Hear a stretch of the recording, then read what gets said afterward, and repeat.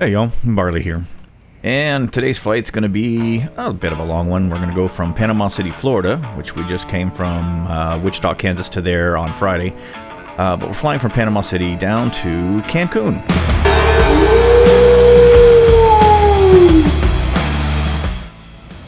Basically, I'm moving this King Air down there because we have a lot of passenger traffic, and King Air can help with the first class stuff. So I'm going to move this plane down there and just end up in Cancun for the weekend. It'd be terrible. So we're going to load up 3286 fuel. The flight's going to take about a little over 2 hours in the air, total of 2 hours and 40 minutes. So far we're planning on an arrival from the northwest for 12 left or right, but 12 left is what I have set. And we'll see how that goes. Sometimes you get the bear, and sometimes the bear gets you. ATC will decide. Along that route, weather is fine. A little hazy, and there's an overcast layer at 1,400 feet, and that's why these are all marginal VFR. We're flying IFR, so it's not a big deal. And of course, we have our Navlog up, getting ready. That's our initial load, and then we'll update this a few checkpoints along the way. We won't hit every one of these because some of them are fairly close together, and that would be mundane. That's pretty much everything out here in OnAir. I've got the 3286 loaded. We have no other cargo or passengers, zeros and zeros, so we don't need to worry about weight and balance. I'm going to go real time, so we're not going to do any adjustment to the UTC offset. Just going to hit fly now. Yes, we are starting without cargo or passengers. That is on purpose. We are repositioning an aircraft. No other well, the other purpose would be, oh darn, I'm in Cancun for the weekend. So we don't need to worry about weight and balance on the only thing other than fuel on the aircraft. The airplane is loaded in the sim at Panama City, so we'll start our tracking. Everything here is green check marks. It's saying that Panama City, the wind is from the north at 10 knots. Okay, so once we get our green tracking dot, and in the cruise portion of this flight, I had a special, a viewer request for a quick online on-air tutorial. So I will do that in the cruise portion to show how to open up 3 or more windows in OnAir to help you with your tasks for running your airline. We'll get to that at cruise. All right, so we have our tracking going. Minimize that, and then go to our aircraft. There we go. All right, airport charts loaded. 119.975 is our ATIS. Because he's in our way, there's the runway over there. See, if he would just go away, we wouldn't have to do a pushback. All right, so now for checks. Everything over here is off. Main auto. Parking brake is set. Everything is off. Gear handle is down. Trim is set to take off. Rudder and elevators are neutral. Oxygen is on. Rudder, boost, and electric trimmer on. Fleet air set to enviro off. Radar is off. Check oxygen. It's over here, and I can just see the needle. It's at full. You're in the way, but I can see. That is all our checks, so let's go ahead and do the double B's. That is our beacon and our battery. With that, since we're going to do a pushback, we need master power. And then we need to get ATIS first. 119975.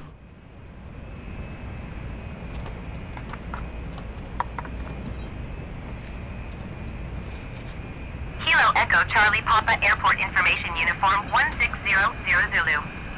Wind 014 at 14. Visibility 10 in heavy rain.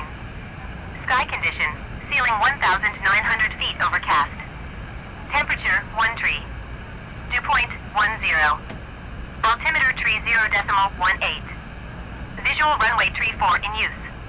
Landing and departing runway tree 4. VFR aircraft say direction of flight. All aircraft read back hold short instructions. Advise controller on initial contact you have uniform. Uniform it is. Alright, so we are done with her. Charlie Papa Airport Information Uniform 160 We're done with that. Now, let's see. Altimeter is set. 3018. We need to let him get clearance so that we can then push back. So... Panama City ground Barley 01 IFR to Cancun, ready to copy. Ready to copy. Barley 01 is cleared to Cancun Airport as filed. Takeoff runway tree 4 climb and maintain 12,000 feet. Departure frequency is 125.2 squawk 1607. There we go. 34, 12,000, 25.2, 1607. Takeoff runway tree 4 climb and maintain 12,000 feet. Departure on 125.2 squawk 1607. We have our clearance. Barley 01 readback correct. Contact ground on 121.65. 2165 for ground. Alright. So... Panama City ground Barley 01 requesting pushback. Barley 01 pushback request accepted.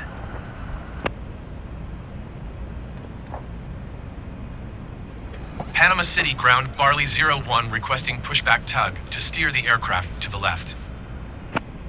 Barley 01, your request has been transmitted to the operator.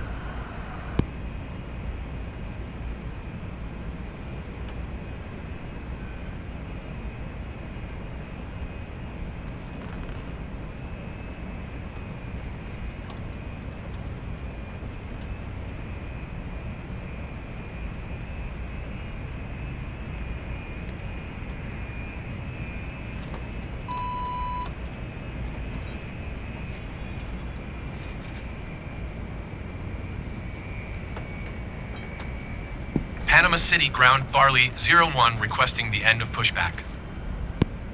Barley 01 request to end pushback received. Okay, fuel checks out. Is balanced. Circuit breakers are in. Alternate source is set to normal. Circuit breakers are good. Alright. We just need him to go away. Definitely clear of the right prop, so we'll go ahead and get that started. Alright, throttle's all the way back. RPM's full. Props full. Fuel condition is cut off. Oh, good. Beacon is on. I believe it's time to start some engines. Clear prop.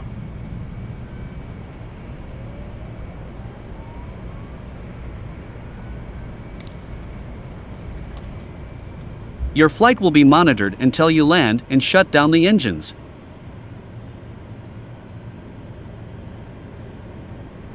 ITT's good, oil pressure's rising.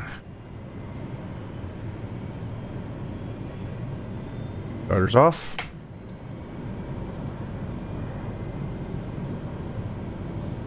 Stable above 60, high idle. Start the generator, check the generator. Generator has a load, looks good. Okay, starting one.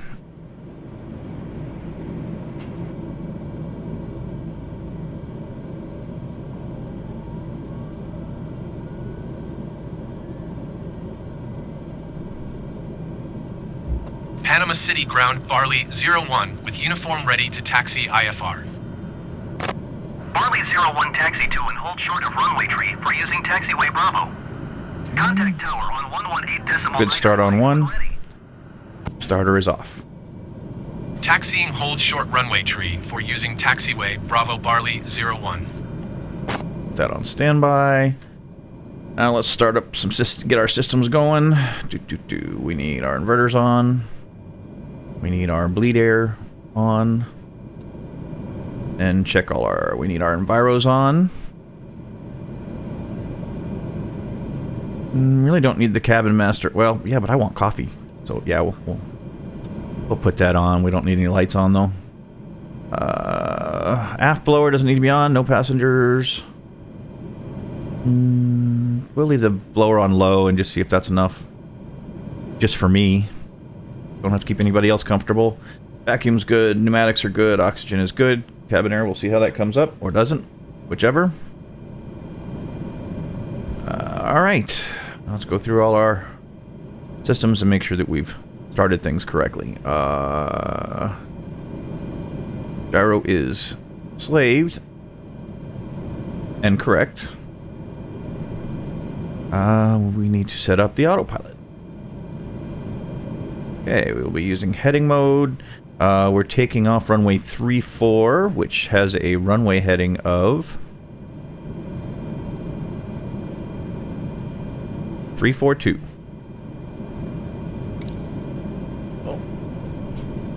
Set our heading bug to 342. There we go.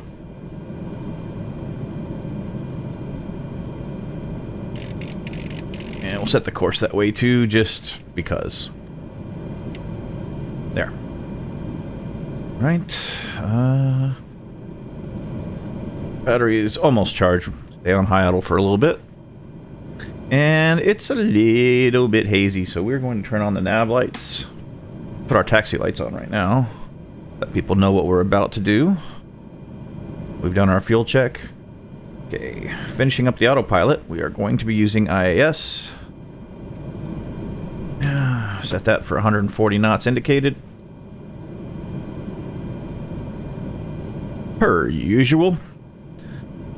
And... okay, altimeter set. Autopilot is not set. What is it doing?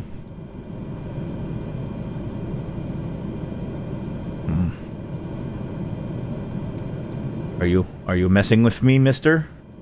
Why is alt hold on? I didn't ask for that. What?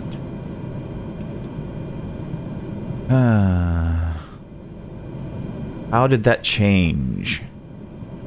Okay, so I'm gonna have to pay attention to that on takeoff. It's... oh, I know why. Ah. Good going. Yeah, you don't have the autopilot set up. You check my clearance that I wrote down here. We're going to 12,000. Usually, I put this in when I get it on the clearance. This time I wrote it. I wrote it, but I didn't twist it into the... that's why this didn't know what I wanted. Yes, garbage in, garbage out. Okay, so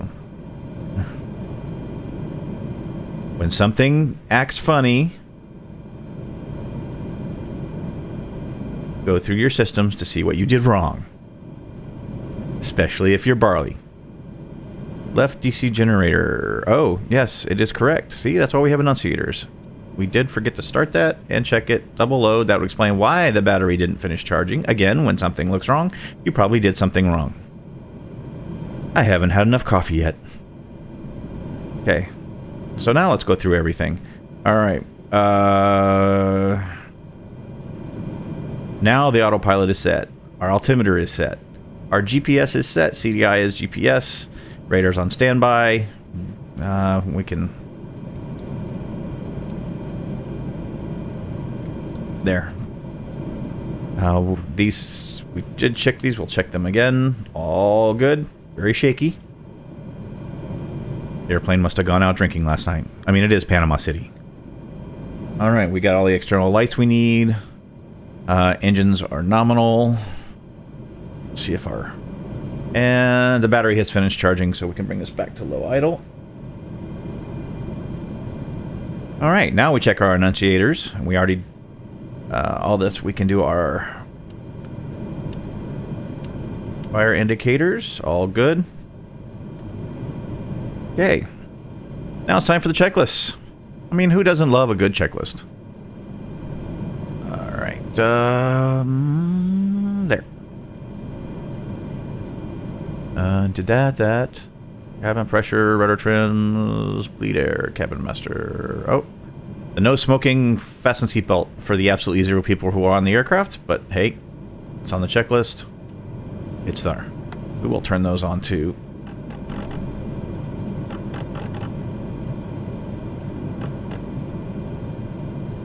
Alright, we did that. We checked the annunciators. Fuel quantity, check. Okay. Or taxi, pneumatics, temperature, cabin master, gyros, inverters, nav CDI, AC frequency. We didn't check that. 400, it's good. Weather radar check, master, remote compass, exterior lights, and that's it for our before taxi. So next will be before takeoff, which is our run up, which we won't do at the ramp.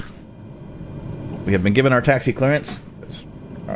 Co-pilot asked for it really early, but we know where we're going. Parking brake is off.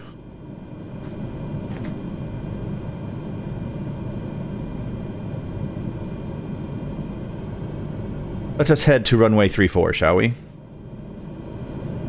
Using taxiway Bravo.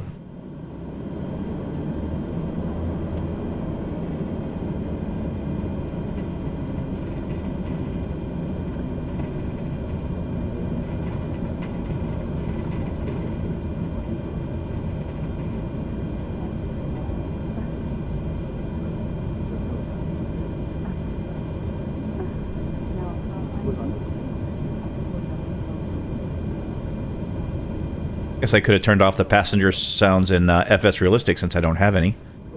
Or maybe those are just voices in my head. Alright, we'll use this little area for our run-up.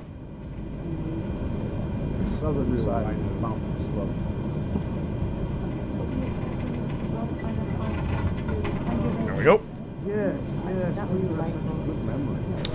Parking brake is set.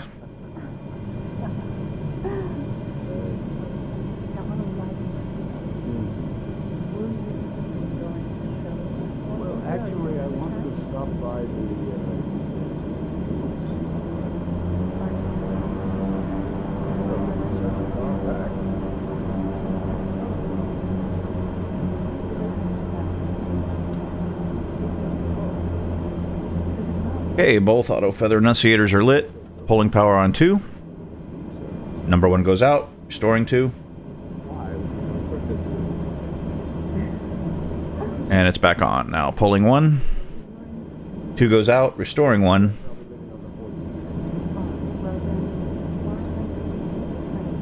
And 1 comes back. So we'll move that to arm. Now, do test and get some nice gushy oil into our governors. We need to get to about 1800-ish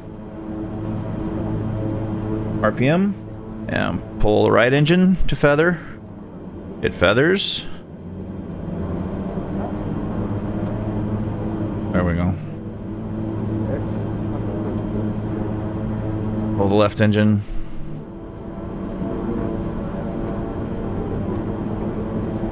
Okay, that's it for the run-up. Parking brake is off.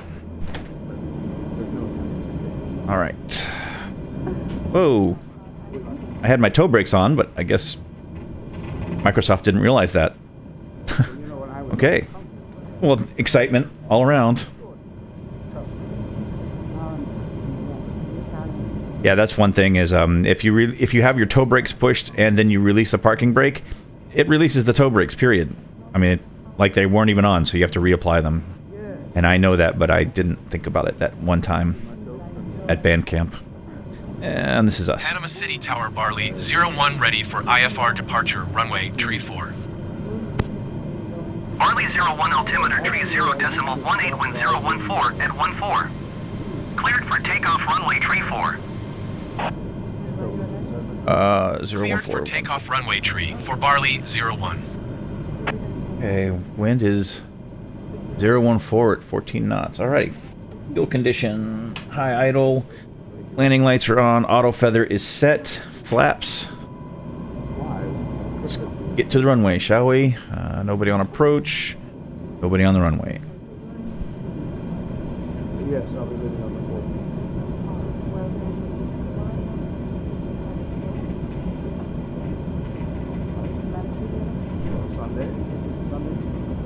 Slight right crosswind. So we will accommodate for that. Alright. Autopilot is set. GPS is set. check up. 40% torque.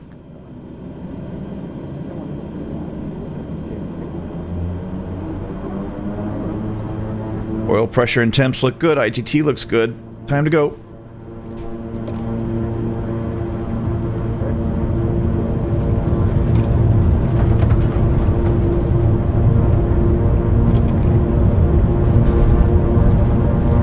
Takeoff power is set.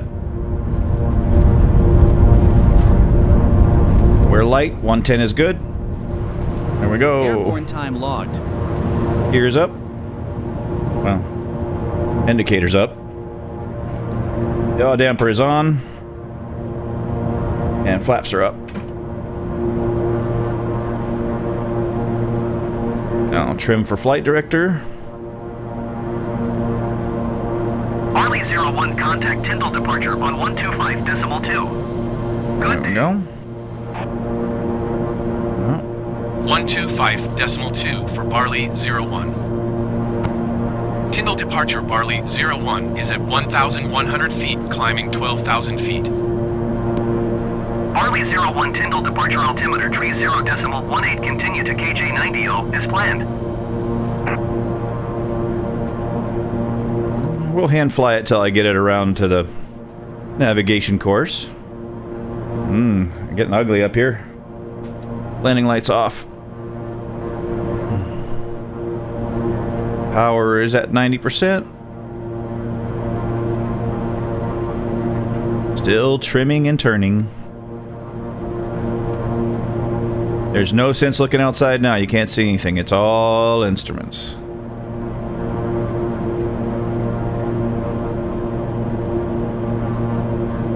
Whoa, I have no idea what that was. Glitch in the Matrix.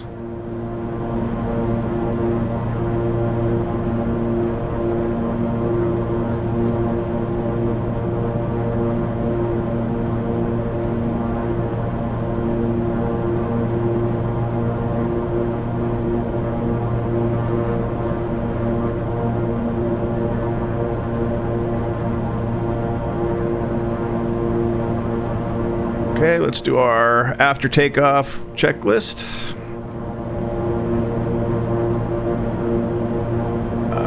Power levers 90%, IT less than 785. Check and check. Props full. Prop sync on. Okay.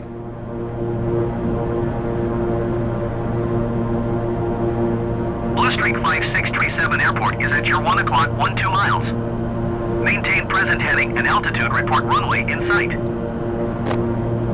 Prop sync is on.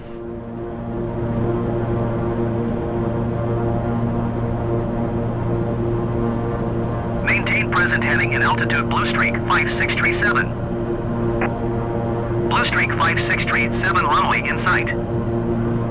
Blue Streak 5637, you are 10 miles southeast of Kilo Echo Charlie Papa. Maintain present heading and altitude. Contact Panama City Tower on 118.905.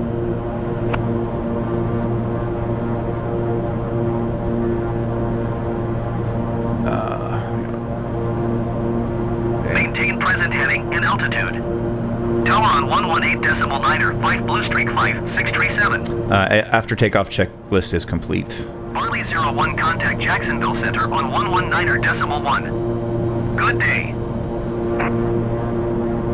119.1 for Barley 01. All right. Jacksonville Center Barley 01 is passing 8,500 feet, climbing 12,000 Pick down the autopilot since we are on our magenta line. Just monitor the autopilot for a bit. It's holding IAS. We are in a climb. Wings are following the flight director and level. Engines look fantastic, phenomenal, joyous. Systems, vacuum, pneumatic, oxygen, 3 greens. Temperature's taking a while to come up in here, 60 degrees. I mean, I'm kind of cold-natured anyway. But, that's probably going to fall behind. We have to go to...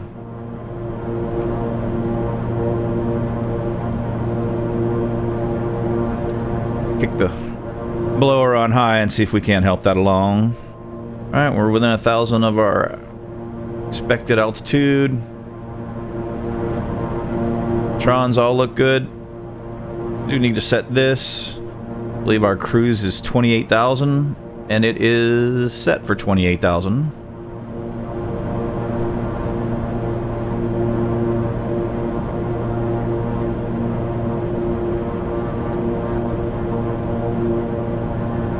Barley 01 climb and maintain flight level 200. Level Climb and 200. maintain flight level 200 Barley 01. Restart IAS mode. And then back to 90% torque. There we go-ish. Go ahead, since we're going above 18, I'm gonna just change this to standard pressure now.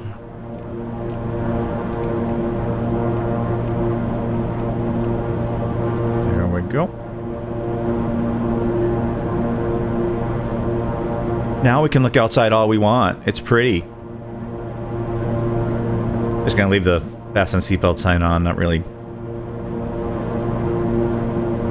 anything to mess with. Cabin climb is going as expected.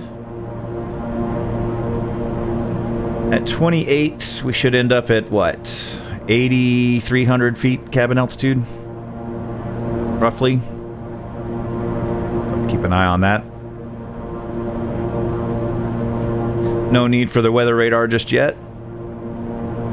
We're at -5 there, so we're not really expecting any weather. I don't need the pitot heat, and it's dry up here, so I'll just leave it off.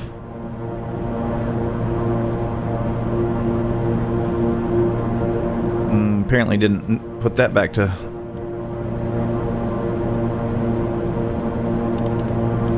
There. All better. No enunciators, all clear, system's good. I just need to finish our climb.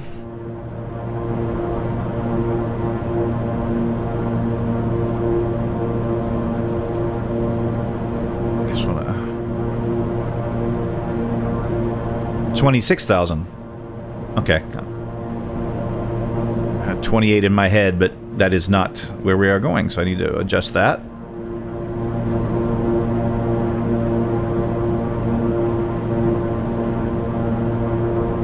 There we go, 26.5.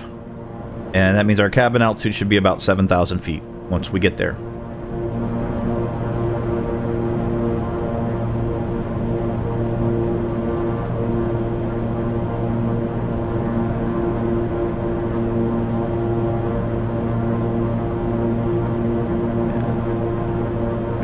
There's critical altitude for the turbine.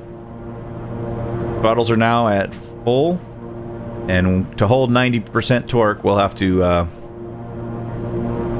pull the props back. Let them take a bigger bite. Chomp, chomp, chomp. And we're also gonna increase our IAS to 160 since we're above 18K. Cruise climb, so to speak. And we should get our clearance to flight level 260 shortly. 295 climbing flight level 340. Bombardier November 80 Lima Juliet Jacksonville Center, continue as planned. Not a lot of air traffic out here in the Gulf. United 306 contact Jacksonville Center on 132.1. Good day. Barley 01 climb and maintain flight level 260. There it is. Final step. Yeah. Climb and maintain flight level 260 Barley 01. Reinitiate IAS on the autopilot. This time it'll be at 160 knots indicated.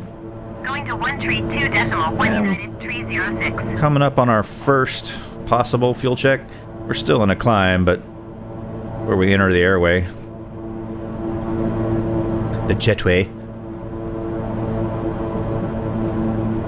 And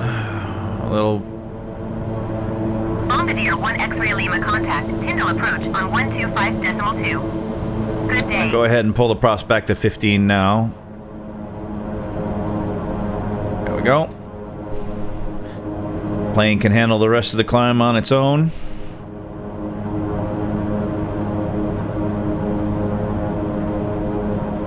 And then all we do is adjust the throttles to 80% torque once we reach our altitude. But the props are going to probably stay at 15. We'll see.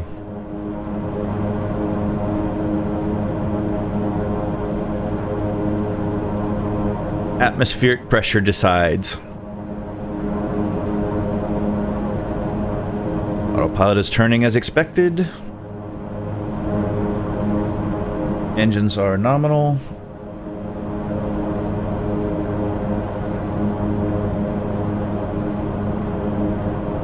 Systems, 3 greens. Electronics, electrics. It's electric. Oh, everything looks good up there.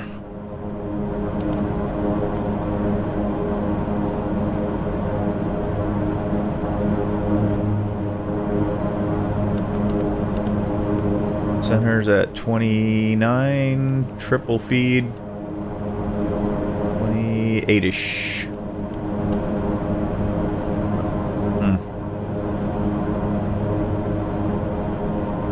Okay, well that didn't work as expected, did it? Let's go this way. 28. A little bit of a drop on triple feed. Not sure. Right gen is 28, left gen 28, center is 28, but triple feed is 2750. 27.5. Ah. Wonder why. I have to look that up in the operating handbook. I'm almost positive that both the triple feed and center should be the same. That's in my checks somewhere.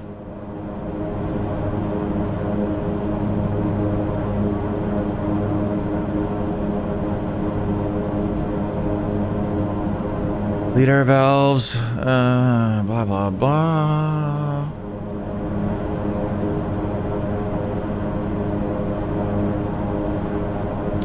Triple feed volts is 28. I could have sworn there was somewhere here that says you want them to be equal, but I don't see it. Just that triple feed volts should be 28 is the only check. Oh, center volts, 28. Triple feed volts, 28. So yeah, they're supposed to both be 28. And right now... well, there's triple feed. It's at 28. Oh, well, now it is. Okay. Huh. It went and fixed itself. Well, I was going to go troubleshoot it, but yeah, they're supposed to both be at 28. That was like at 27, 27 and a half, but it has, oh no, it's triple feed that's down. Okay.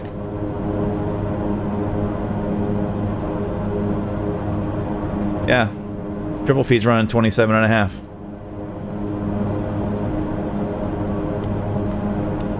We aren't pulling on the battery.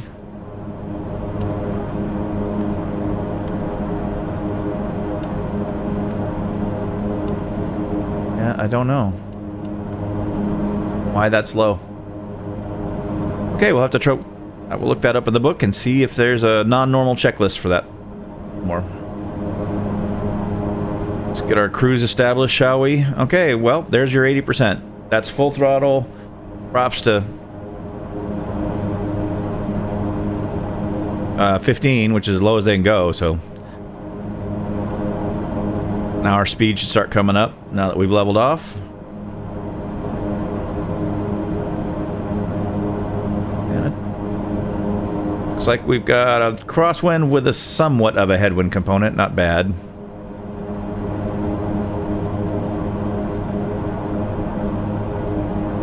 Let the plane do that, and I'm going to pull up the handbook and see if I can't figure out what's going on with that triple feed thing. And then we will get into the on-air multiple windows thing as a special request from a viewer. First, I need to... King Air.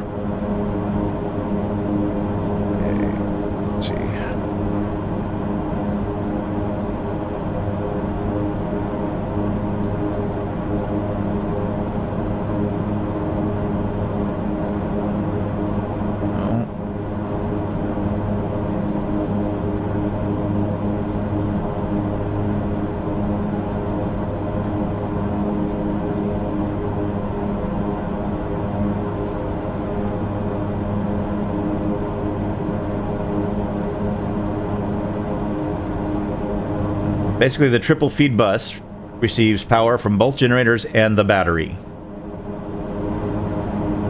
So both of the generators were running at 28. That would have to mean that the battery would be the issue.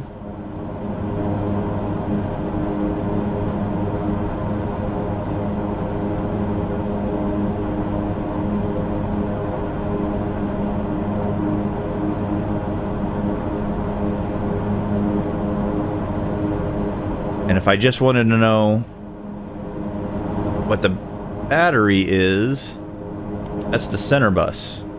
And see, so it's not the battery.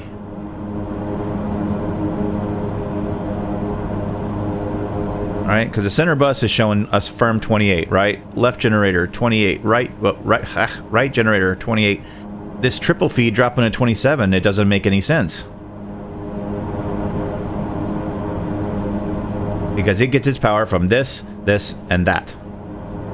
The battery is at 28, right? That's something.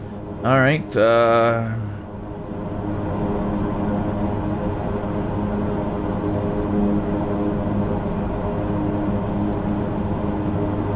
If we can find any other.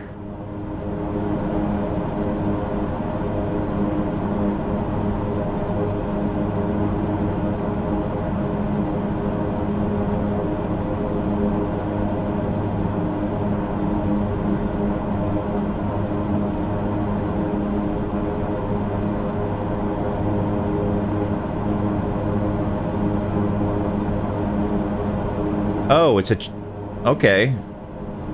Triple feed bus voltage is now 0.8 volts lower than supply voltage due to a voltage drop across the diodes feeding the triple feed bus. Okay. So, that's as expected. I need to update my checklist.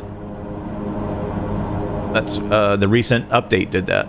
Okay, so let me go fix that in my checklist so I don't freak out about it again later. So... 27.2 volts now. There we go.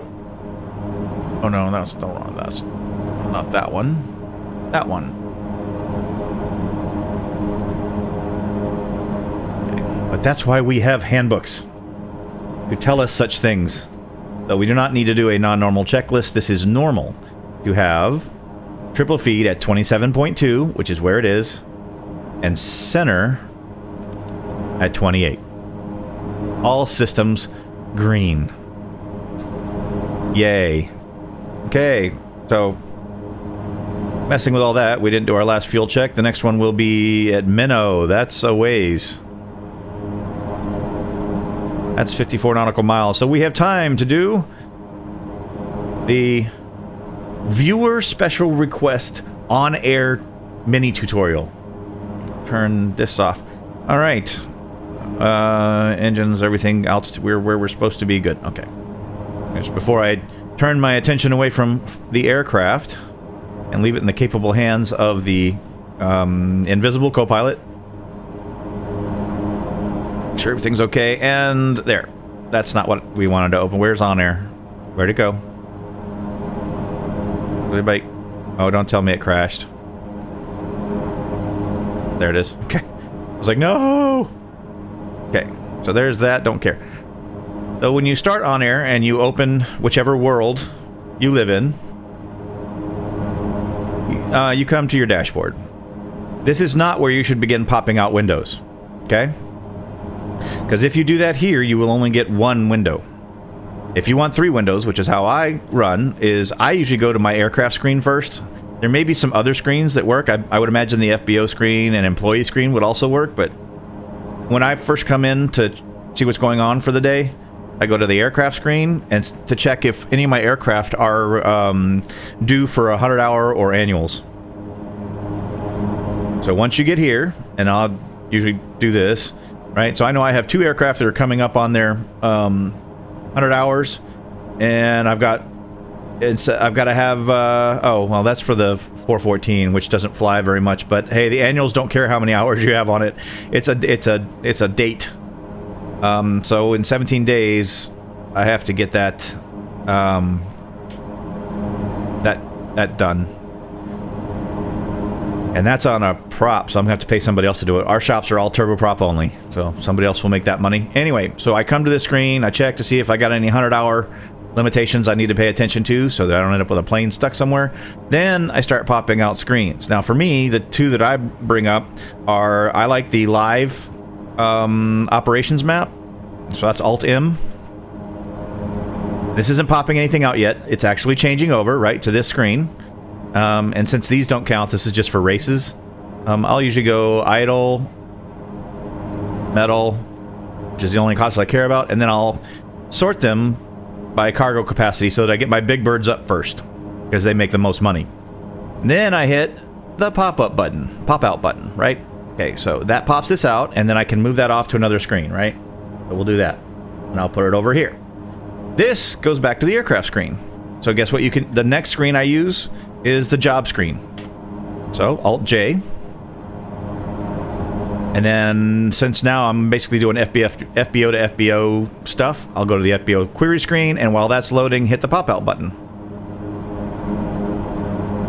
And then I'll move that to another screen.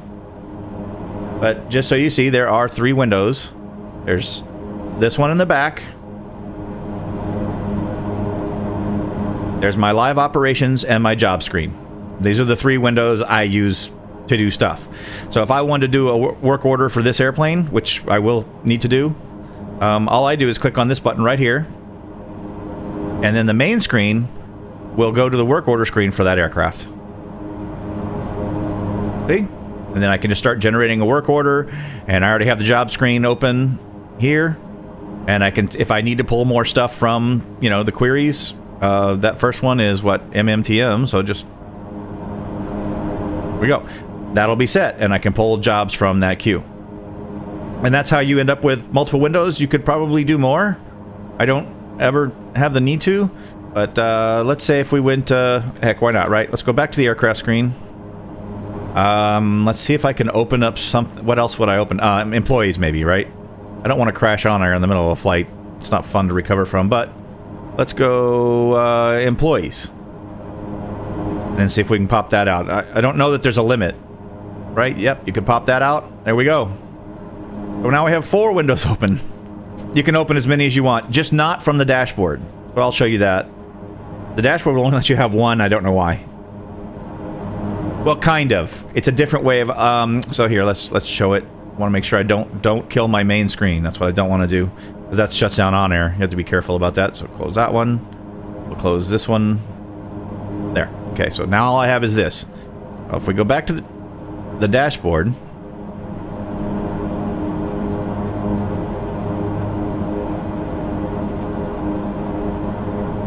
Eventually. Okay, back to the dashboard, and let's say I do the job screen from here. So Alt-J, and I pop it out, okay, and just move it over, get it out of my way. Dashboard comes back up. Now I'm gonna hit, I don't know, Alt-A, and see, it won't let you. So that should be the aircraft screen, but it won't. It'll beep at you. But I think if you come up here and tell it you want the aircraft screen, it'll do it. Yeah, that's the difference. If from the dashboard, the shortcuts don't work, that's all. But you could still do it. See? There you go. There's the other window. Right there. There's my aircraft. There's my job screen. So, yeah. So now you know, that's, if you want multiple windows, I don't think there's a limit. I just always do it from the aircraft screen because the keyboard shortcuts work. From the dashboard, apparently, once you open one extra window, the keyboard shortcuts don't work anymore. Don't understand why. Not that big a deal. But, so hey, that was a viewer requested mini tutorial, so I'll get that video up first. And then we will, and if you're watching this as the tutorial, note that I'm in the middle of one of our OnAir flights, and I do OnAir stuff in cruise. If you want to see the full flight, this one in particular is from Panama City, Florida to Cancun, Mexico. And you can find that in the OnAir flights playlist.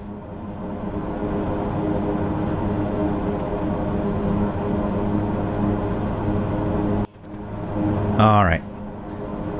So for not the on-air tutorial, resuming our flight to Cancun,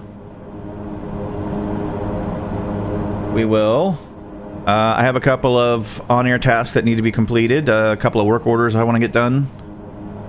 And since you guys say you like this stuff, we're going to do that. But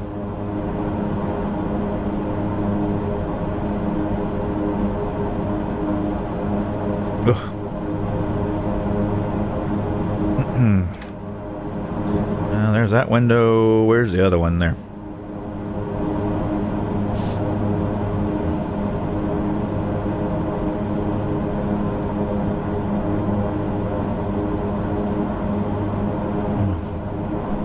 Oof. One of the C-130s is coming due. That's $4 million. Just saying. Because you know what's better than 2 turboprops? 4. Yeah, a 100-hour inspection is that plus the airframe repair and engine repair. It ends up being around $4 million every 100 hours. But everybody there looks fine. So let's get our live operations center. Got the job screen open on another screen already. We're gonna pop this out. Just move. Whoa. You. Go to your screen.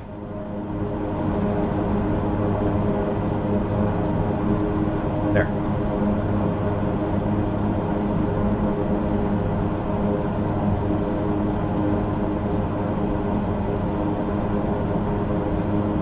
Okay. Job screen, FBO queries. And you guys get to look at the main screen, which will be the work orders.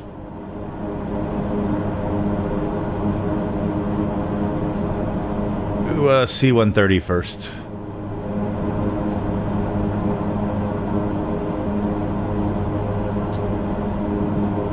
This one's MMTM. I didn't look. Everybody.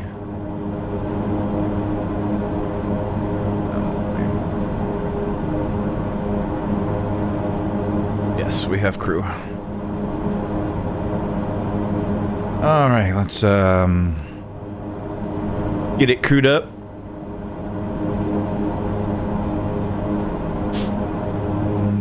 MMTM to RDU. 65. There we go. We're fueled up. We're crewed up. We definitely want to take whatever's just sitting here. Oh. That shouldn't be... Oh, it's probably because... Oh, first... Yeah. We only have one more spot for first. There we go.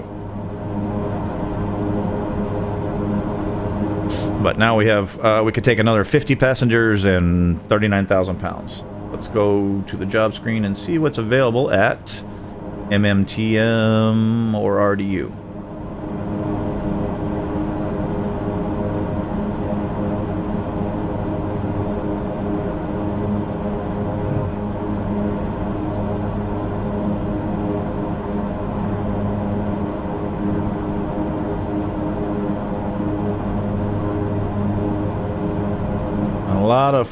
I got a lot more first class passengers, but we're out of first class rooms, so nope, not taking those. We'll take, wow, that's a lot. This fires in 23 hours.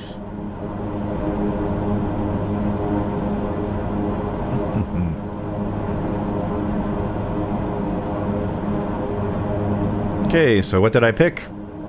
Another passenger load. We can't take the firsts, but we can take the business and the eco, no problem. And how many firsts are we gonna have to leave behind? 2, 4. Okay, that's fine. As the next airplane through, the next C-130 through is gonna have to pick them up. There's 36.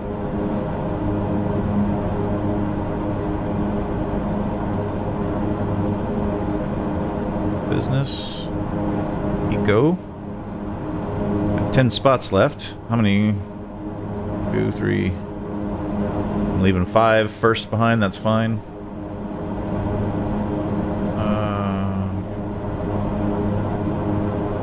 More. 10.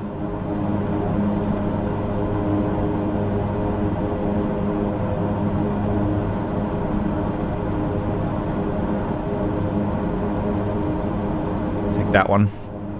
Another passenger load, which you'll see shortly. We want as many. In business, we can only take 11. Okay, so the rest has to be eco, and we can't take all of them. We take 17. And that leaves some stuff for the next C-130 coming through. There we go. That is a full passenger load, and we still can take 26,000 in cargo, so let's find some cargo.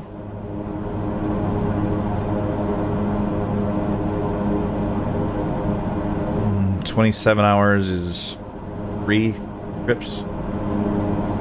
But we can take this one.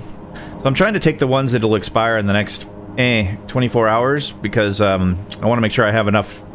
You know, if they're going to expire, I might take them, get paid for them, and instead of them just dying, so I don't run out of jobs for the aircraft. Now we need to find that, and we can take 26,700.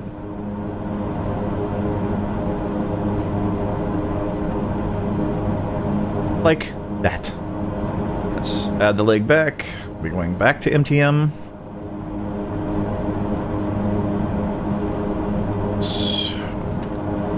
Fuel it up. Tell them to go to sleep when they get back. Round trip on this is, what, 9.9 hours? Yeah. And those never expire, so those aren't of tantamount concern. Oh, those are from, those are level missions. I wish you could tell it in here. Don't show me level missions, but you can't. But what we can do is filter them out. Right, so let's do our oranges first. Then as many first class as we can stuff in here.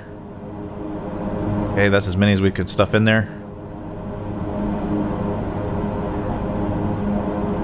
12. And business.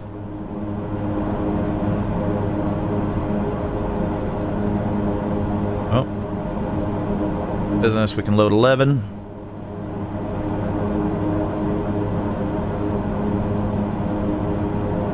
And whatever eco. Okay, we can load 14.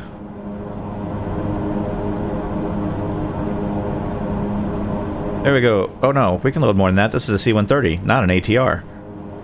So let's, how many more now? 18 more.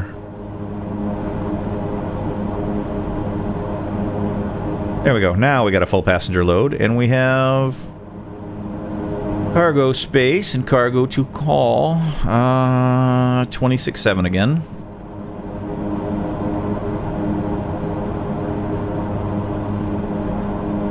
And that's done. There we go. That is a full plane round trip.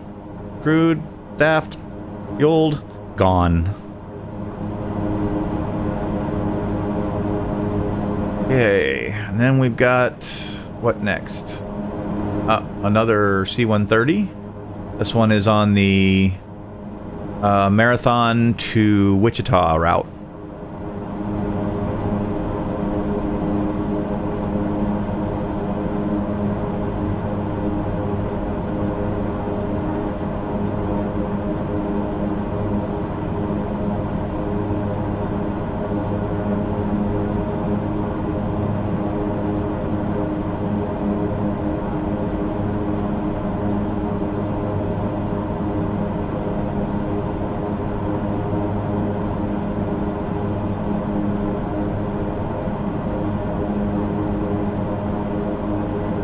Why are there 3 there? Look at Marathon. Let's see why we have an excess of flight attendants. We have 5 here.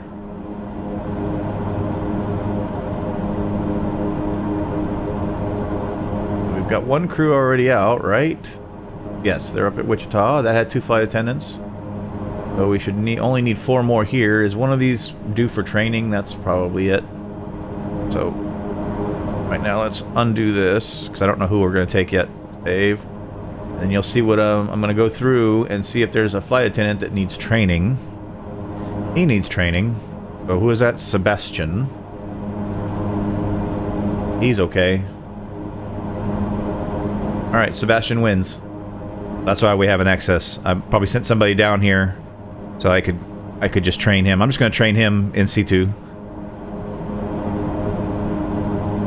Because that dude's like 50%. If you don't know, you should definitely train your flight attendants and your pilots, well, and your mechanics. The pilots, it's obvious why, because it keeps them on time. That's the, whatever they call it, dependability or some crap like that. And then the other one is their stress handling, and that one so that they don't freak out with a little bad weather. So there's that.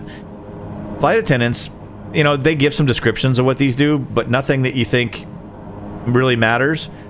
But what matters is, on any aircraft that delivers a payload, you know, completes a trip and drops something off, the amount of reputation that you get from that trip is basically, it's an average of all the crew on the plane. An average of their stats. So this guy's a 50. So he's pulling down the rest of the crew that's all, you know, 80, 90%. Well, we're already at 82, 83% reputation. Well, that means that if I land with an average crew of 80% and I'm at 83 rep now, it'll actually bring my reputation down, which we don't want. So that's why you train even the flight attendants, right? And no, I don't want to. We're not doing class certification. I don't want that now. Go away. No. Okay, so Sebastian, really? What are you doing, dude? Yeah, he's training already. I don't know why it's showing this, but anyway, yeah, he's training until. There you go. April 10th, 5:31. So tomorrow. It's 24 hours. So he's getting trained. Now we can go back. Now that we know why he was there. Okay, I didn't want to look. Just want to get back to the work order. Thank you. And of course, this hurts too. It means I flubbed something somewhere. But we'll get it delivered today. Then we want to do our first class first. Oop. We could take 5 more.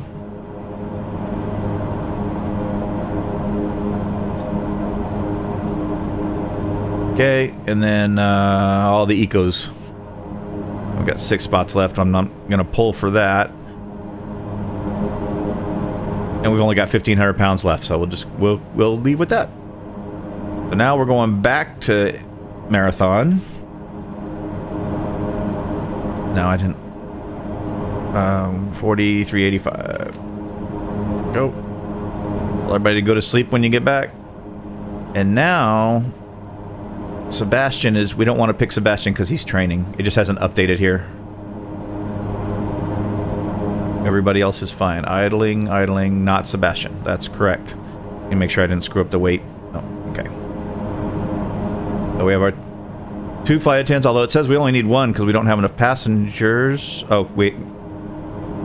Didn't I already select all this?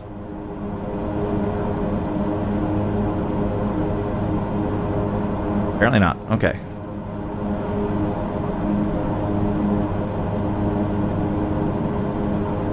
Only do 1 of those. Almost forgot to do the other half of the trip. 7 ecos. Okay, so there we go. But yeah, we only need 1 flight attendant. It keeps them on the same sleep schedule, so I'm not going to worry about it. It's not keeping me from flying anything. And yes, we could put more weight here. Oh, great. The other half of the ATC isn't working again. Houston Center, Barley, 01 flight level 260. That should be an easy thing for them to fix. Why does ATC drop out on some flights? It's annoying. But since I'm using, you know, ATC, you know, assist or whatever, at least I hear him repeat it back. Otherwise, I wouldn't have any idea that I was supposed to change frequencies. Alright, so this is done. Fueled, crewed, activate.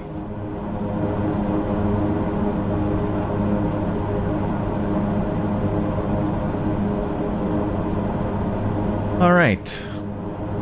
So that leaves two ATRs that might. Let's see if we have crew for them.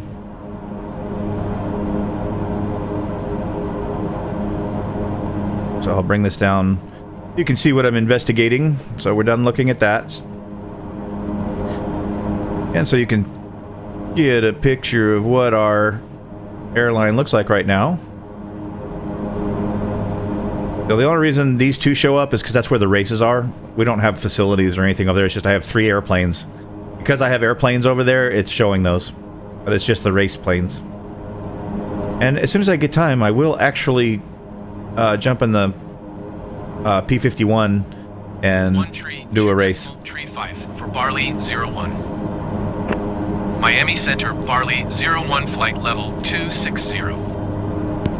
Alright. Oh, and there I am, floating around in nothingness. We're on our way to Cancun.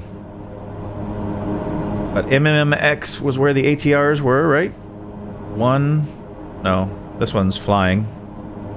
It better be flying if it's a Kev. MMX, yeah, they're both at MMX. Do we have crew here? It's not being trained or sleeping. One pilot. Oh, she's transferring, so she's not going to be available for another 12 minutes. Okay.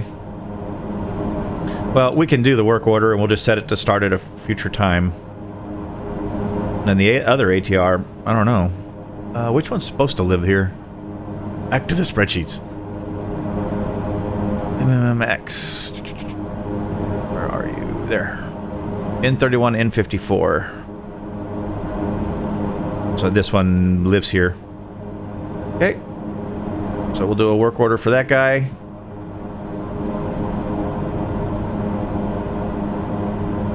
That's one thing, is when you get used to the multiple screens, is that even though you click a button on a different screen, it'll affect the main screen, is what I call it.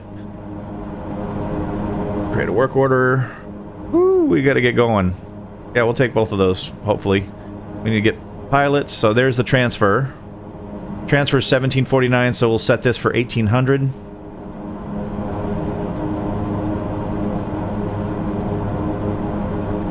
There we go. And MMX is going to go to MUN, Cancun, where I'm flying to. So it's fueled up, crewed up. No, not all the way. We need flight attendant. Alright, now we need passengers, and that is MMX. The ATR routes are true multi-leg trips. The C-130s I'm just using to move things, like, across the continent, so to speak, like from the Keys all the way up to Kansas, and from Mexico all the way to RDU. Because that's the best way to use them in my opinion. You don't want the C-130s doing a bunch of climbs and descents and multiple hops and all that. It's not efficient that way. All right, so we need no more cargo. We need more passengers. Passenger jobs. How about first class? Yeah, we're empty on first class. Will we be able to do both in 16 hours? Yes, we will. He says. Watch him be wrong. There's 8. Okay, and now we're really... I don't really want to add any more to that. Because on the other side, I want to make sure we can still pick that up without causing something else to die. Alright, so MMX MUN. Now we're going to... We go from Cancun to Cozumel. That's fueled up. And we went to sort this way so we don't accidentally pick up stuff that is already on another work order. And then we do orange, yellow, green. Oh, can't take all of that. Try this one, and then we'll take as much of this as we can, which is 1,700 pounds. Right, it's green. It has multiple days. It'll get where it's supposed to go, just not right now. All right, next is Cozumel to the Caymans, which is MWCR. Yes. Yeah, that's 149. We only want to see the MWCRs so that we don't accidentally load something we shouldn't load. There we go. And how are we looking? Pretty darn full. Could take more non-first class, but not many. I think we'll just stick with that. You know what? That doesn't... Yeah, something's wrong. See, I was going to say that doesn't seem right at all, did it? What did I do?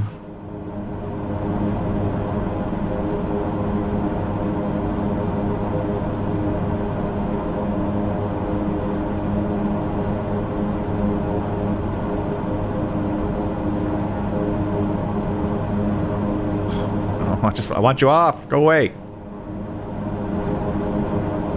Okay.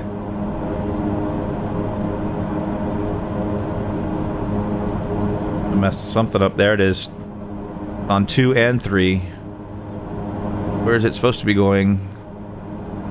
It says MMMX. Yeah, these don't belong here.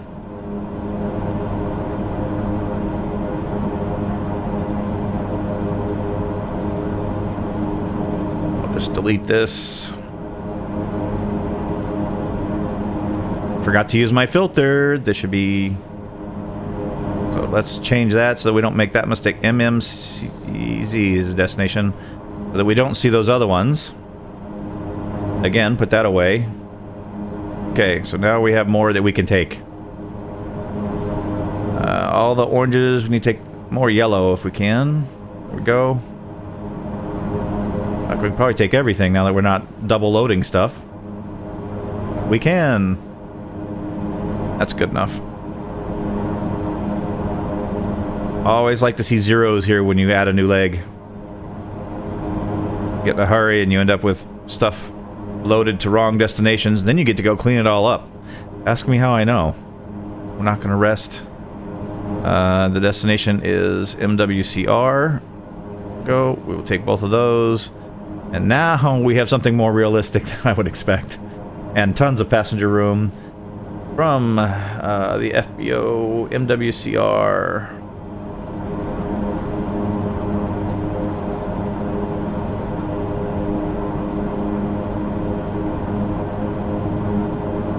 What?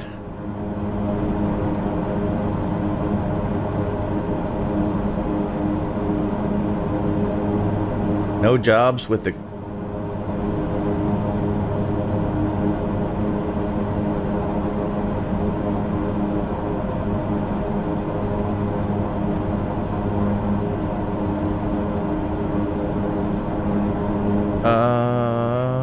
No, okay. Picking the wrong one, we'll do that. MMCZ.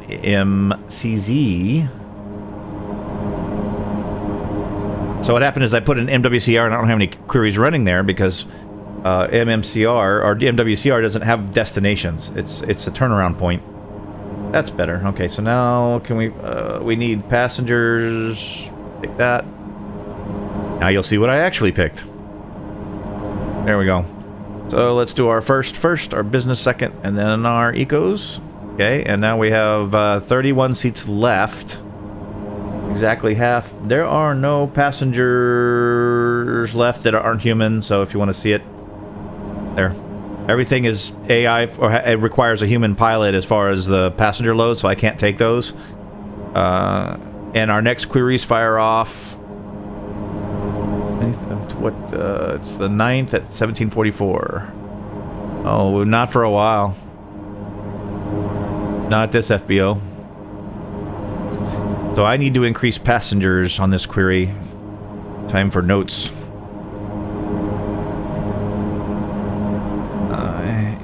MMCZ. More packs. Cargo seems to be alright. But yeah, we ran out of passengers. Or we have transported them all. Okay, so got that in my notes for later. And how much cargo can I take? 10,000. So yeah, I'll take this 14,000 pound load, which is going to be 7,000 something per side. Yep.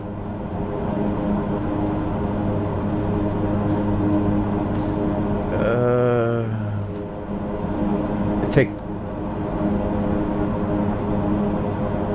this one. There'll be another aircraft along 27 hours. Yeah, we could take this one. Won't be able to load the whole thing, I don't think. Yeah. But we can put 3,300 on board. And fill up the airplane. And the next plane along will pick up the rest.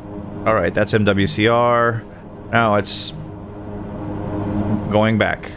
So it's just reverse this. Back to Cozumel. And now I don't have to go search for anything because this is the second leg, because all of my FBO queries have, you know, add a return leg. So it's already got the other half. But we just need to load our first class, our business, our eco, and then whichever else is yellow. Can I get both of those? I can. Okay, and then, whoa, don't like seeing that.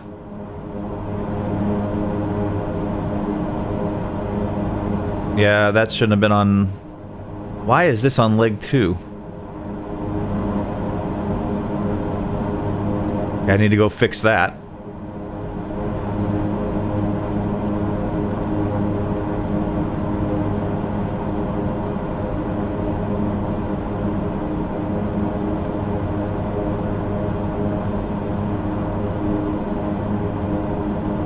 Yeah, this is... That doesn't belong... Boy.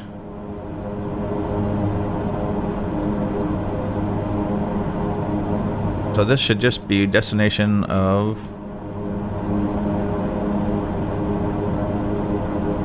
MMCZ.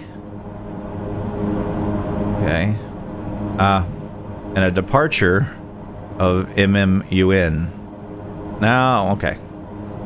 So we could definitely take more here. Let me go back and fix this. MMUN. It goes so much faster when I don't screw up. That wouldn't be any fun to watch now, would it?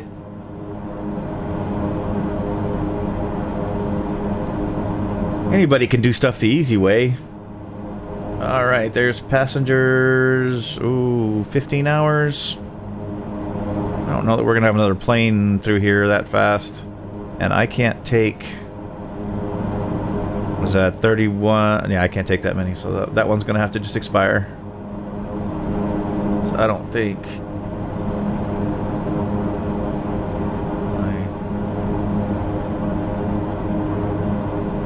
My operations map go? This. That would come from here. I would need... I'm taking 2 pilots. There's no other pilots, so yeah. There won't be another plane through here fast enough. So nope. Nope, nope, nope.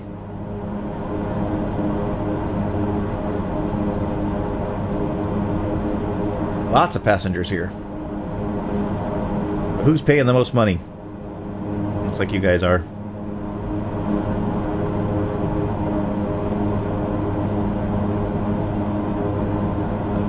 Four, 9, go. Okay, not quite. We can take, oof.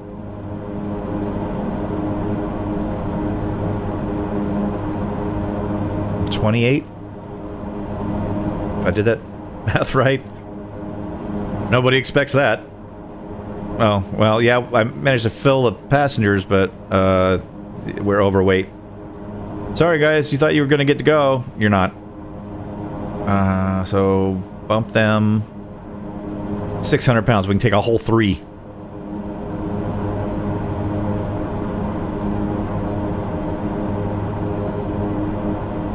There. That's taken care of. Okay, so now that one's fixed. Now we can go back to here and fix this. So destination should be MMCZ. There's no choices because this is probably no filter. Clear. Okay. Destination. There we go. Perfect. So now we're not seeing 2 different legs here. We've got weight we can use. We've got passengers we can use. So this is MWC, or this, oh no, this is the second half. We don't load from here. But we could load this. There. But not all of it. 45.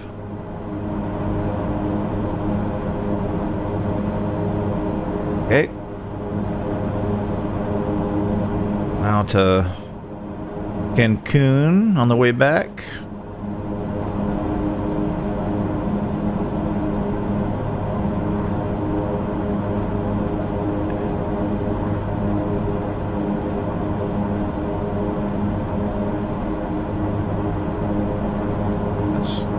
Correct. Those are all shoved to the bottom. So let's go starting here. First, business. Eco? No. How many? 11?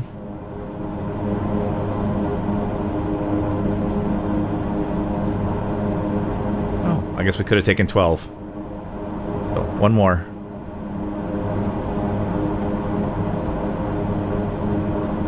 That's 62. 8,000 pounds remaining, so we'll take some of this.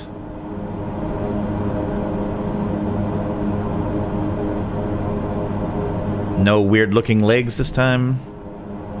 And now back to Mexico City.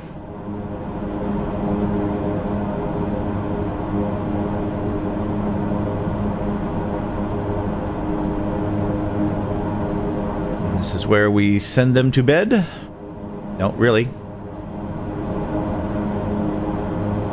And we want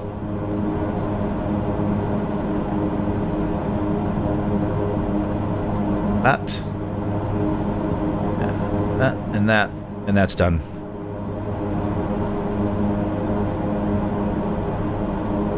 Okay, and that's set for 1800 start, which is in 7 minutes. That one's done.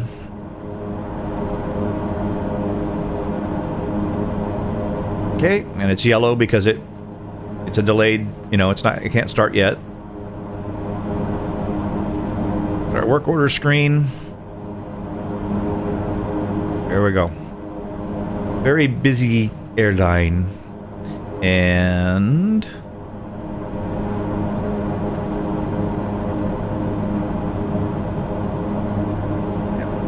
that's where that belongs. This is just our standby training area, King Air. I don't know if I'm going to do any more level missions. We're getting XP fast enough with the planes that we have that, I don't know, I may just let them build up, and if I ever want to jump a level, I'll just do them all at once, or something like that, I don't know. But right now, I'm just kind of ignoring them. 127.65 for Barley 01. This is the only one that I don't have a crew for this yet. Flight level 260. The N54 does belong there, yep. This one, I think, is a floater. N87. Yeah, N87 is a floater aircraft. And he's probably here because one of these is going... N31 is going in for 100 hours after this one trip. So yeah, it's here to fill in for that one. So we don't lose any time. But that's everybody. That's all the work orders and such that's needed. So we can close that. And check FBOs, see if they need anything. I don't remember what time the fuel's going to be delivered. I think it's already happened.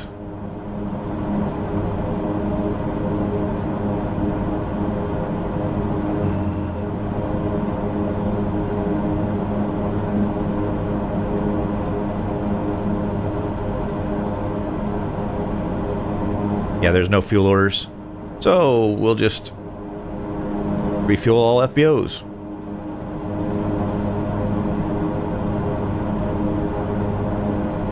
Go. Then we'll keep an eye on the FBOs and see if we need to increase tanks or anything at some of these others. Some of these airports I may actually start reducing tanks because this is an asset, right? It's not efficient to have gas sitting there. I want to have 2 to 3 days worth of gas in the tanks, and that's it. Any more than that, and it's not efficient. So we'll keep an eye, and if we're losing a third to half of the gas every day, then we have the tank quantities set right. If not, we're going to start reducing or increasing or whatever, but kind of watch it. At least that's my plan. We'll see how that goes. FBOs, we can check on our employees and see if there's anything that I've neglected. Alright, so for our pilots, punctuality, that was the stat I was trying to think of. These guys all need to be trained, coming up, but I don't have enough extra pilots to do that yet. One more level, and then we'll start getting some of these guys trained up, because we can put other pilots in their place while they go train. So I want to make sure everybody got relocated correctly. Can't do anything with the ones that are on airplanes. Okay. Oh yeah, this crew needs to be moved once they wake up. Marathon is fine. Okay, so KNQX. Well, he's not correct, but he's training, so I can't change it. There's one that needs to be fixed. Relocating so that they don't require hotels. Oh, crap. Cancel. She's at MMMX. Okay, so relocate.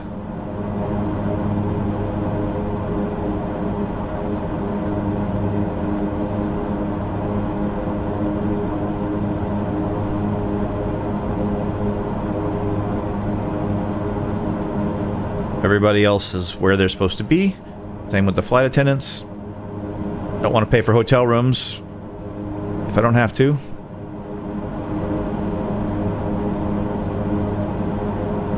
This must be sleeping or something.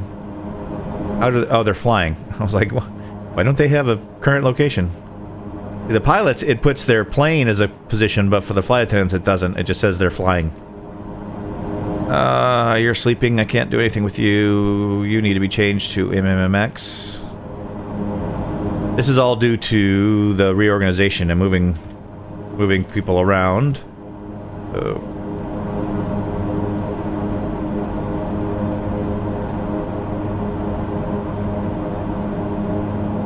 MTM.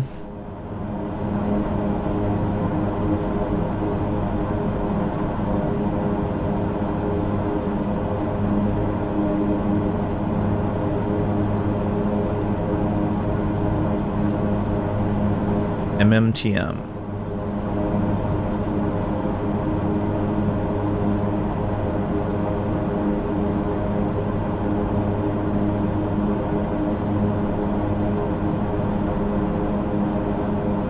All right, mechanics.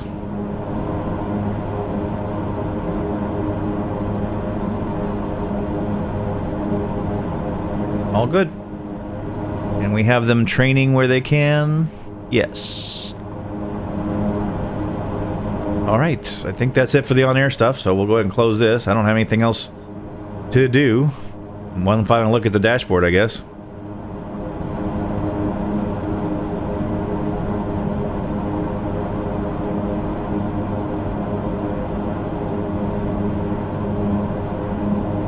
See, without doing a level mission, in like a day and a half, it's gone from here to there, so like sometime tonight this will be full. So I just don't see the messing with the level missions. Just at the moment I don't see a need to spend the time on it when I could be flying or doing something else.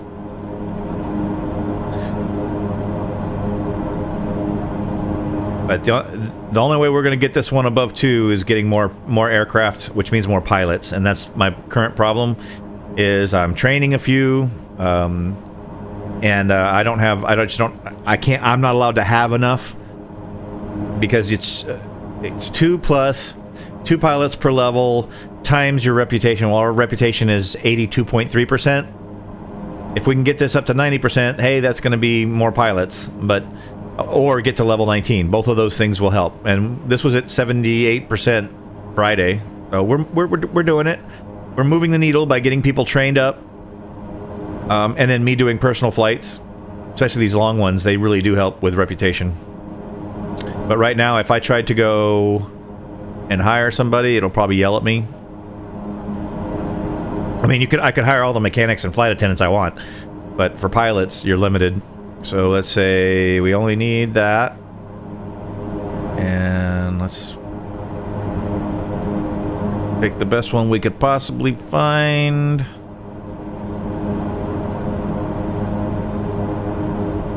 And let's, I don't know where I would,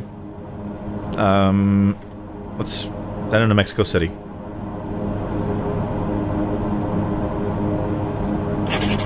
And nope. See, it's 2 plus 2 times company level times company reputation. But yeah, we either need to get our reputation closer to 90% or gain a level to get more pilots. So yeah, we're still limited. I was pretty sure it was. But we have done everything we did. And that was all in about 45 minutes, even with explanations.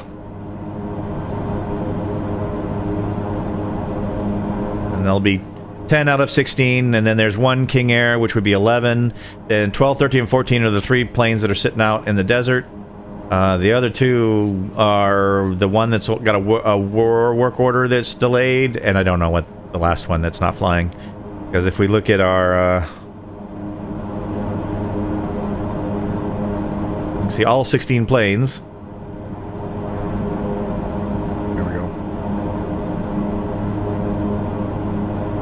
There's one that one's right there. So there's a floater. That's this guy. So he doesn't have a work order. This is the King Air that I'm flying, which doesn't count. This one is... This one is what? So this is the one that's waiting.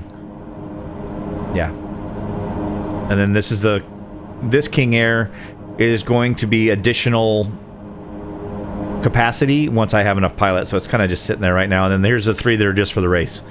This was so much fun to run through the canyon. That was fast.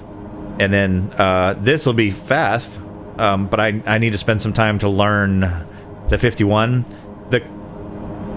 The cockpit isn't complicated. There's not a lot to it, but it's a tail dragger, and I need to learn how to take off and land one of those. Never done it my whole life, so I've got some learning to do. And that's pretty much everything in OnAir, so I think we're just going to shut that down. Oh no, we don't want to do that. We're going to go to tracking page. So we can track our current flight, right? Okay, so you can go somewhere. And we'll shut down the job screen because I don't need that. All right. Let's do a quick check of the systems. 3... There's... I can't see it. 3 greens. Electrics. Hunky-dory.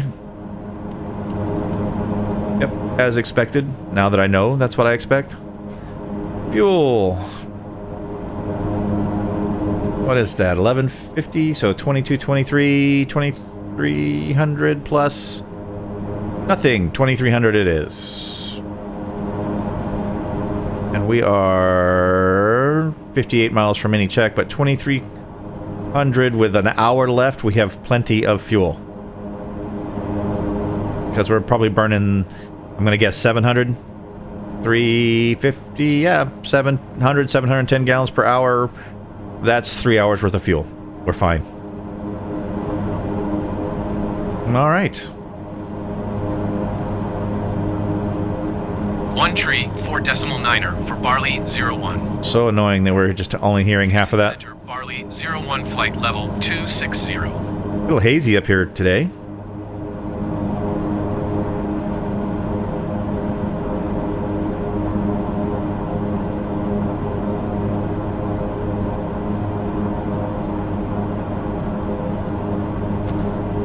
Really? Alrighty.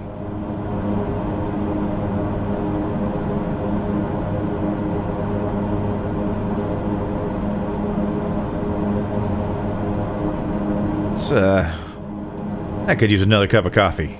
Anyone else? Oh, and did the cabin temperature ever come up? Once I switched it to, yeah. So I had to put it on to high. So yeah, low blower just doesn't, I mean, I'll put it back to low and see what happens.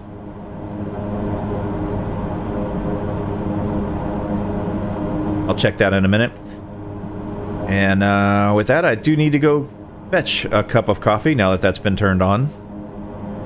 I will leave you guys to monitor the flight for a few minutes while I go take care of my beverage needs.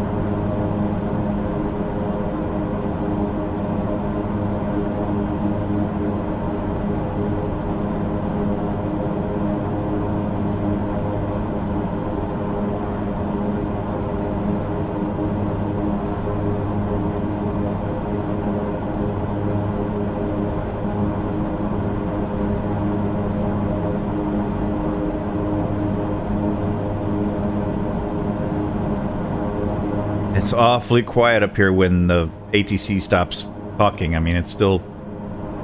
It's saying things, but it's not saying anything. And I don't know, there's no way to restart it or anything. It's kind of the only reason that... I mean, it's... Like, one of the benefits to FSLTL is it makes it seem more alive. And it's... FSLTL is doing its job. You can see there's planes flying. Up there at 37,000 feet doing their thing.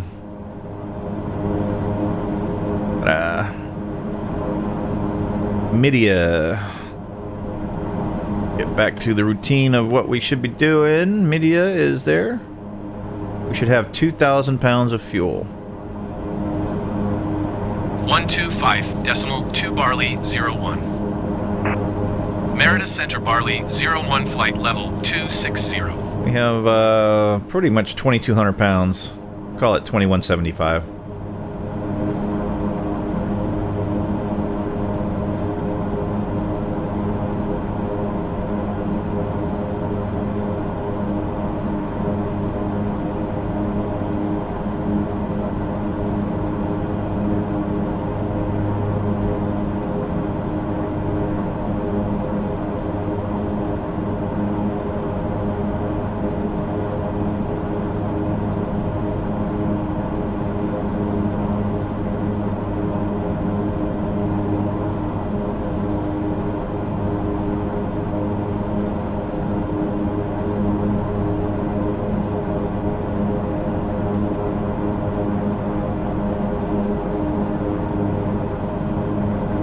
What will I use as a thumbnail for this video? Because outside is pretty featureless. I don't know. Not that.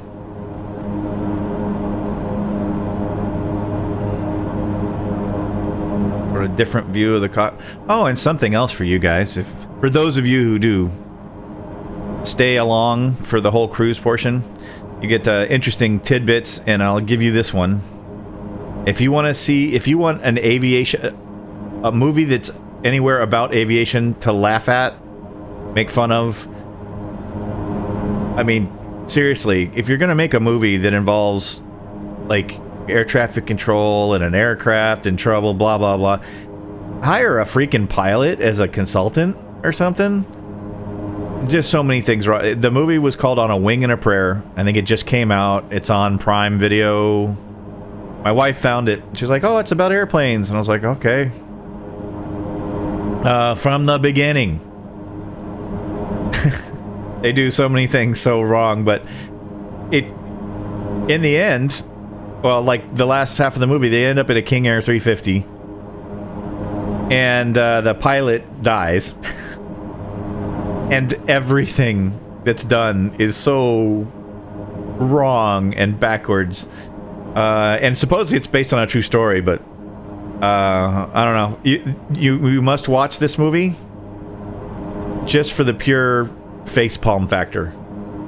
Because it's a, what are you thinking? It's just wrong after wrong after wrong. But for that small fact, those of you who enjoy aviation and would like to laugh at something that was done poorly, there you go. Well, I don't know if any of that's going to make for... I don't know what... See, and you can't go in the back in this one. It's the Soba model, so... We can't get back there. And could probably do it with drone stuff, but... Can't do it with the standard cameras. It won't let you back there. That's it, right there. Smack. It's as far as it will let me go. No! So I don't know what I will use as a thumbnail. This fairly...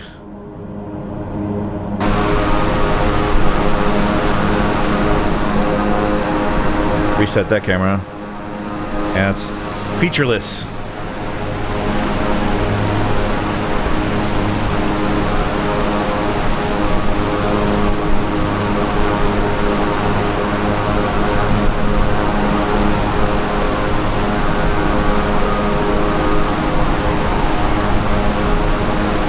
Maybe that.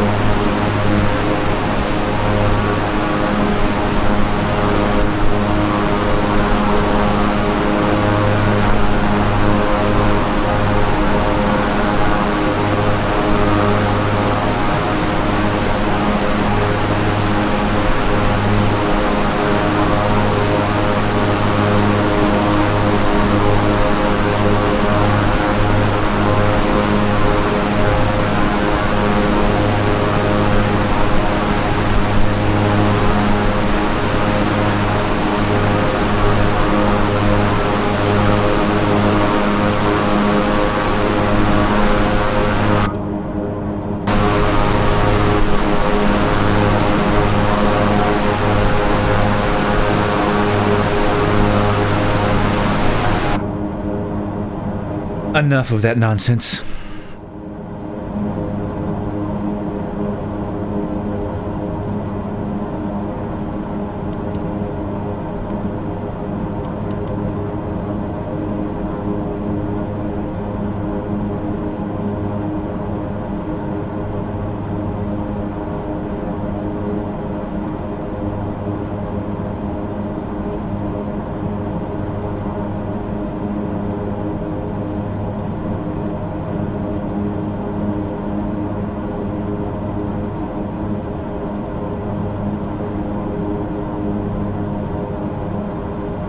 Definitely.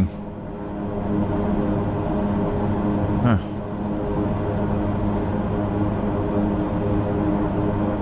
$283. Okay. Well, that's what we're hitting.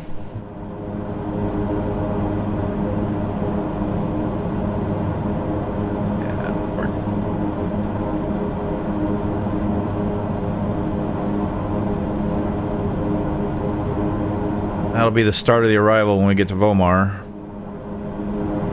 I guess we should, like, brief that and stuff.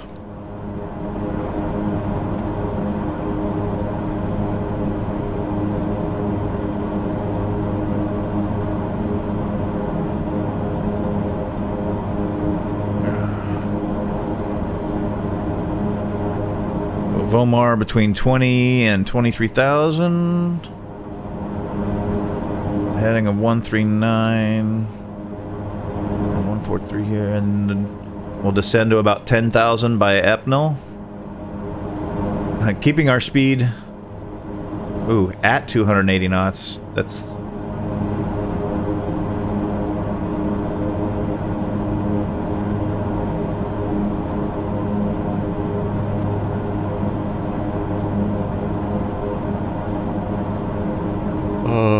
let's see.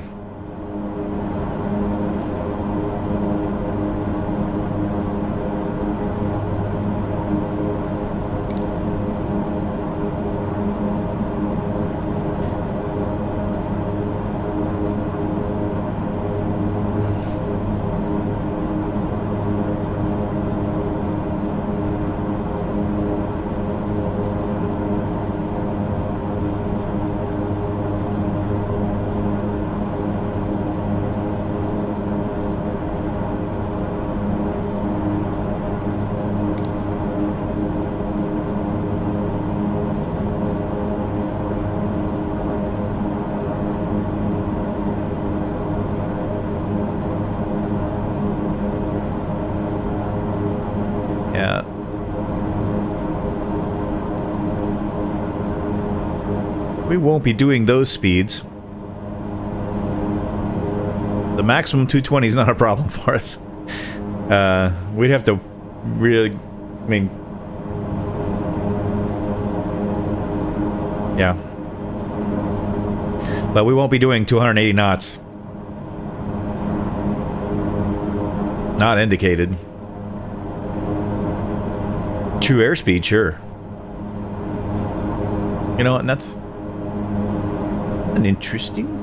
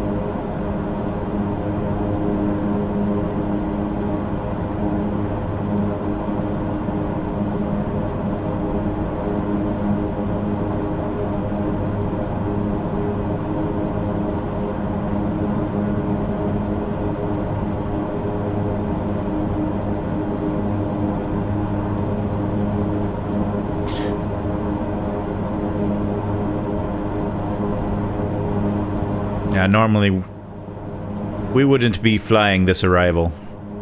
Too fast for us.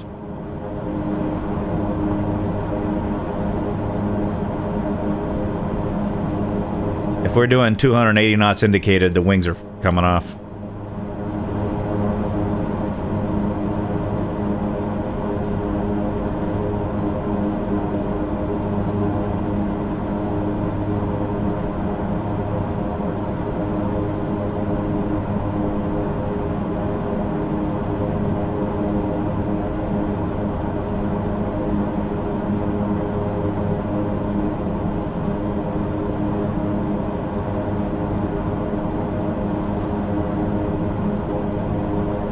But we'll fly it because it was it's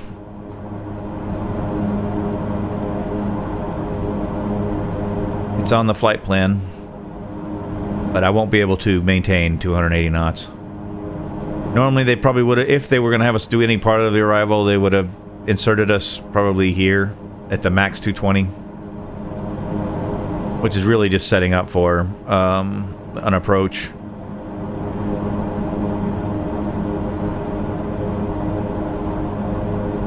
But we'll fly it.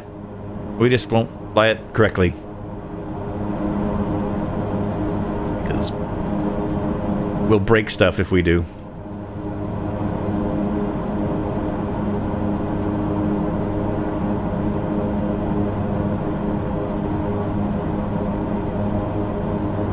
The altitude restrictions aren't a problem. Between 20 and 23,000 here, and then between 9 and 11,000 here, that's all fine. And then we end up at, what, Vixie? And, if they're still landing... Yeah, I was expecting 12 left, I think. They're still landing 12 left.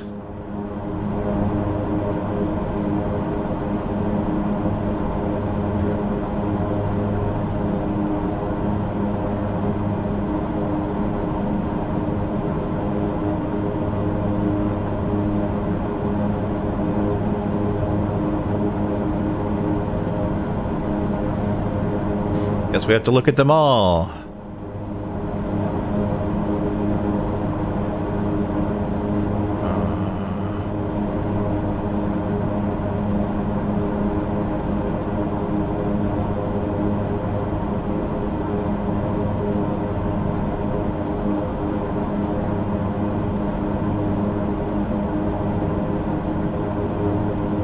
There's Vixie, so it'd be a 155.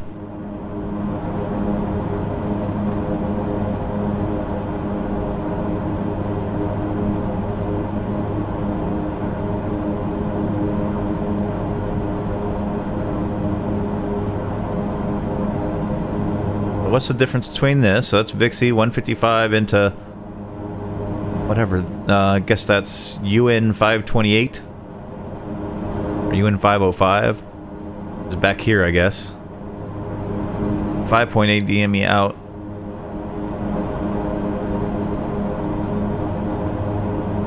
Okay, so that's that one.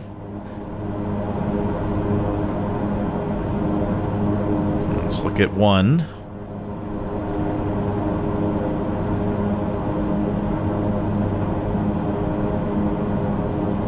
This one doesn't show Vixie.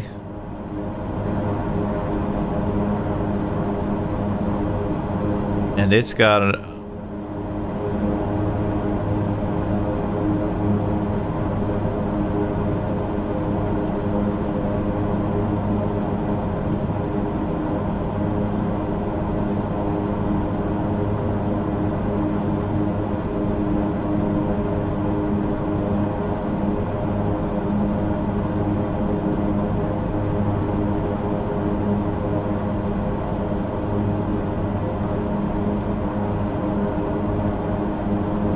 You go in, if we were given this one, we'd be going into the Cancun VOR, but we'd be coming this way, which makes no sense to try to then turn around a 327. So we won't be given this one. That one doesn't make any sense for the direction we're coming from. Let's try 2.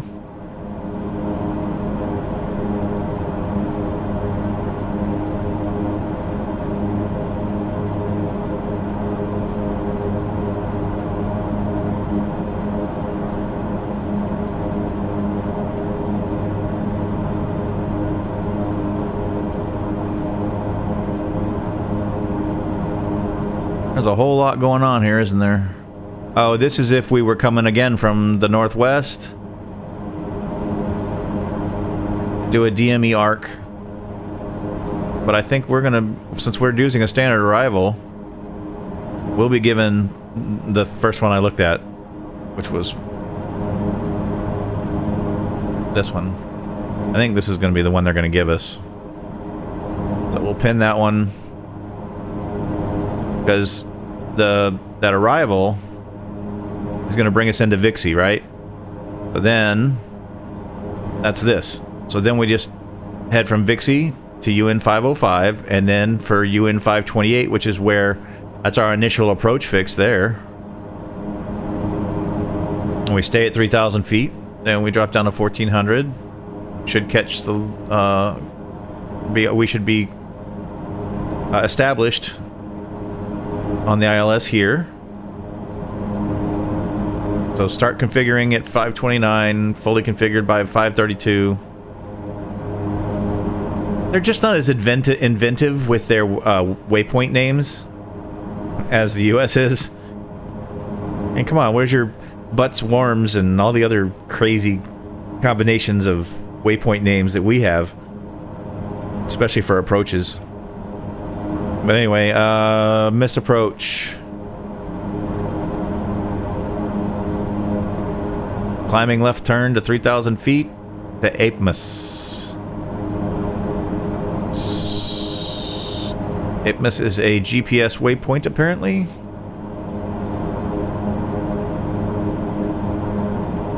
And we just run a hold. We enter a parallel to do a hold.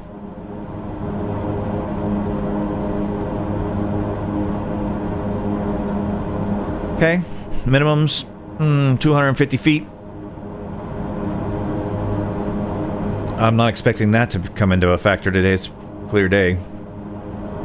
I think we're all good. We'll consider ourselves briefed, not breached. Two completely different things, but I believe we are briefed. We'll see if that goes the way I expected it to go.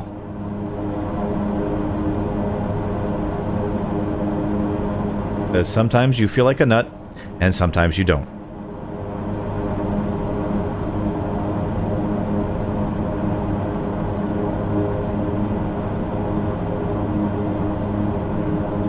be interesting to see, although you won't be able to hear it, if ATC gives me the speed restriction, says, please maintain, 280 knots.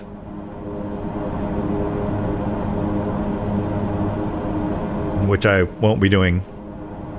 See, that's up here, way past this line.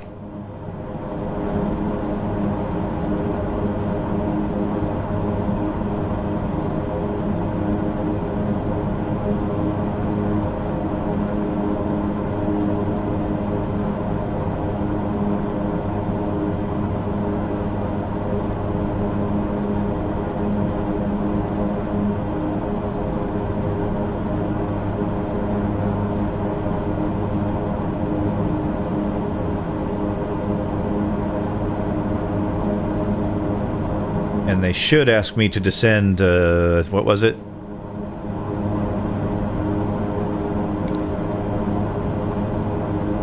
I think it was 21 to 23,000 feet. Are you gonna show me the chart or not? Thank you. 2,000 to 20, so we'll put 23,000 in.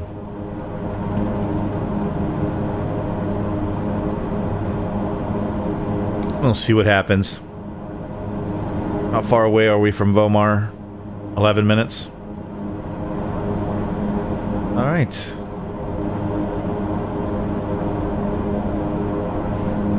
If we're that close, we should start seeing more air traffic. I mean, come on, spring break. Cancun, Cozumel, Yucatan.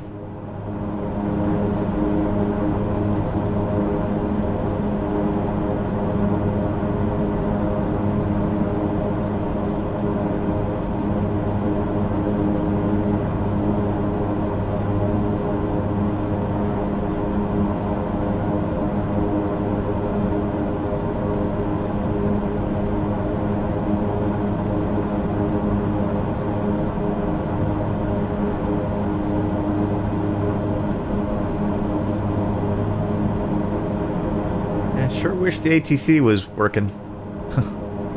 Well, I mean, it's working, but I have to read text, and there's no real way for me to put that so you guys can see it without taking up too much of the screen. I mean, it would be ugly.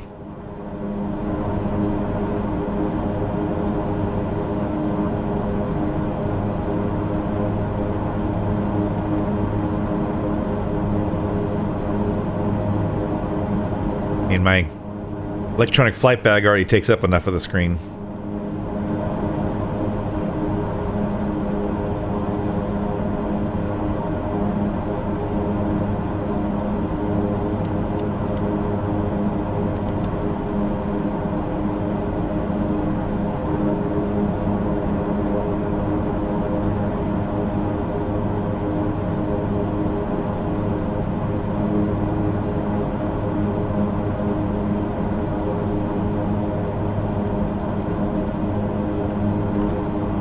That just turn the radar off. Well, honestly, we could turn it off. This is not expecting any weather down here. What I wanted to do is, yep, for days and days and days. That's where it was last time. 99%. I don't know where I blew the 1%, or if that just happens over time. But this is the black square stuff as far as failures, and I do have failures turned on. I don't know. Yeah, global failure rate, real-time failure rate. I have that turned on, and I also have failures turned on in the simulator and in OnAir. So there's 3 different system or mechanisms that could decide to break one of my instruments or do something to the engines or whatever. And so far, maybe it's because I'm nice to my engines.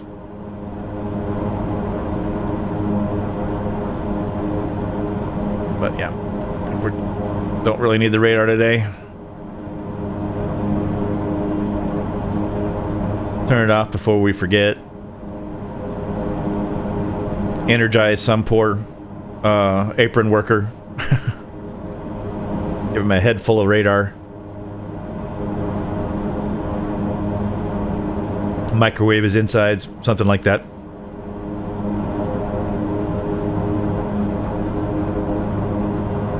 It always says it could injure somebody. I assume that that's correct. It's a crap ton of energy that must be coming out of it to be reflected off of, you know, precipitation.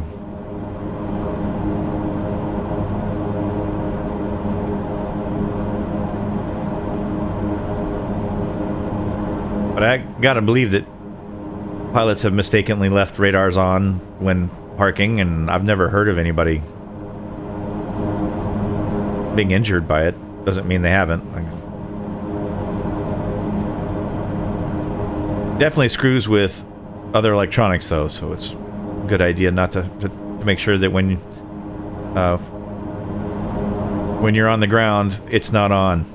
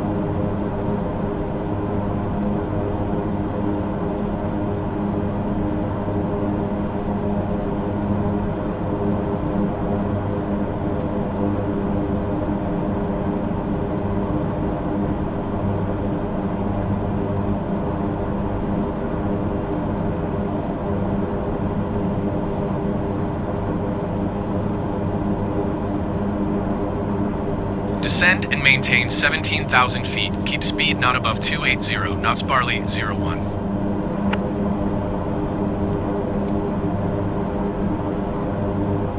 Yeah, the not above 280 isn't an issue. Alright, let's go ahead and start our descent. We're gonna go with, yes. Start pulling power back.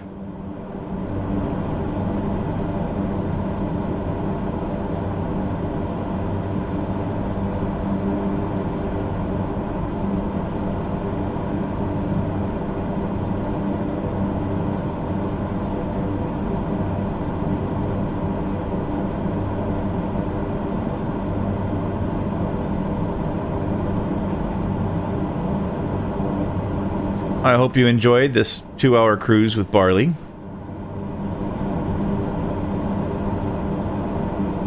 If you did, please remember to like and subscribe. Lets me know that you liked this or didn't, and I make more of things like this or not.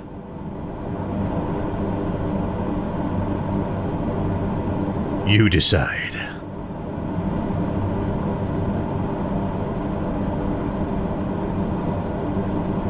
Honestly, I'm always going to fly in the simulator, and I record it anyway, but it's whether or not the other stuff is added in, like the OnAir tutorial-ish.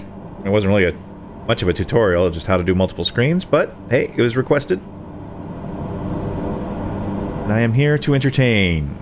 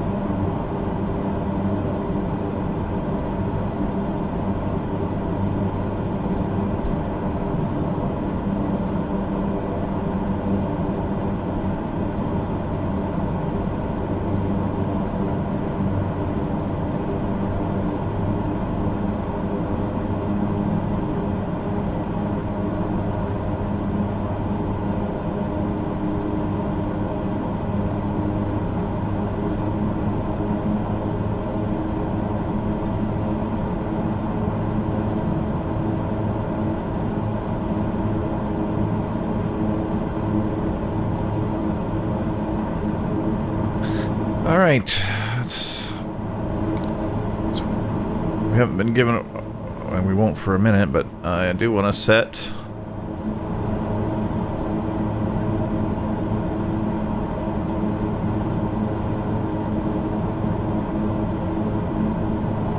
ILS frequencies.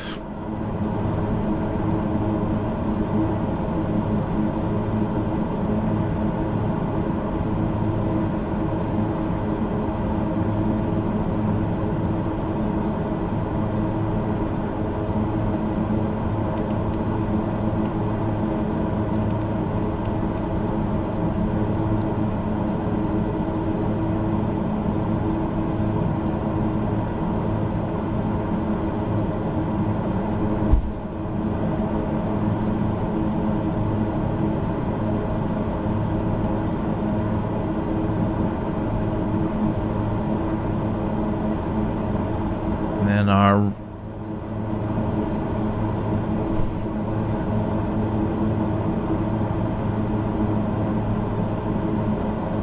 what is the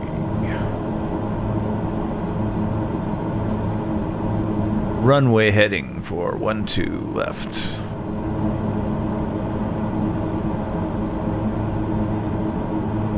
Really?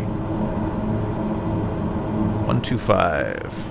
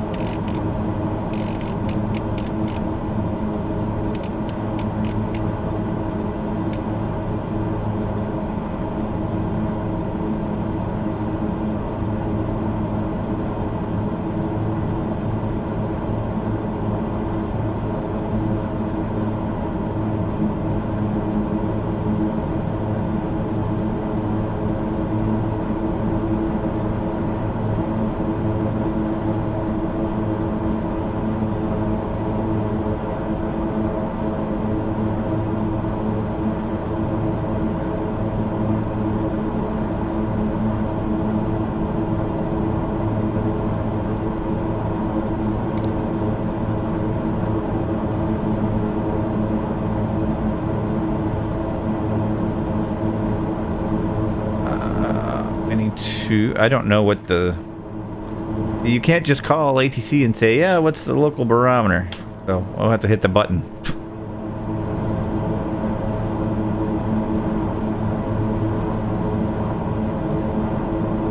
Yeah, even only 12 right.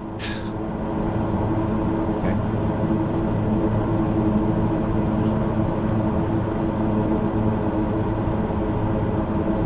So judging by the ATC traffic, they are landing runways 12 left and 12 right.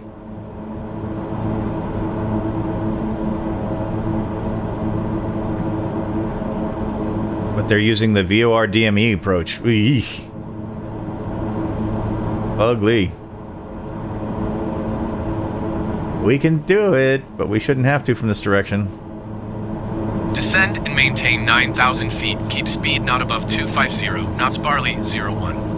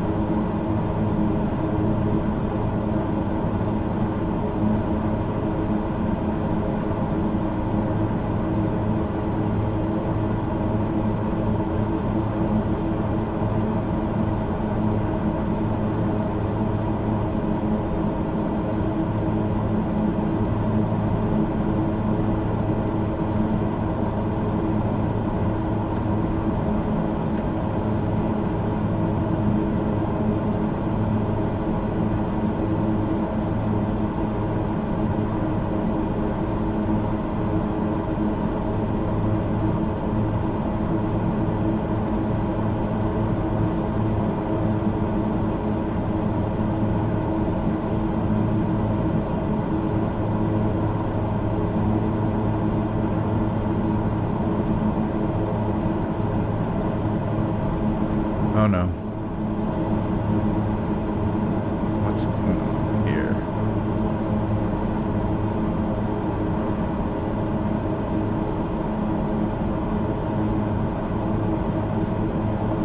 Oof. That was weird. I had two mouse curses for a second there. I don't know how that happened, but it's like that's the last thing I need on approach. Well, technically still on arrival.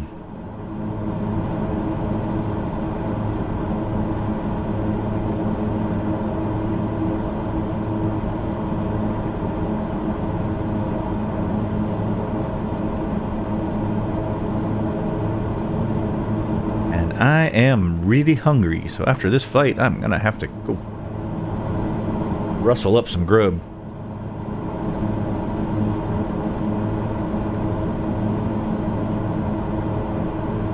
Grub rustling.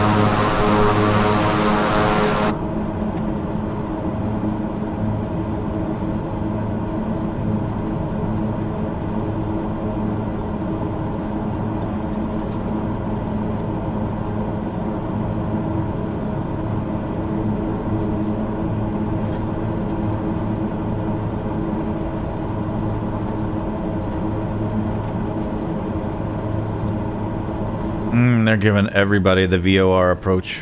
VOR DME.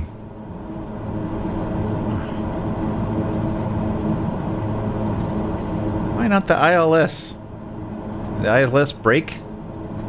I did not see that in the notice to airmen.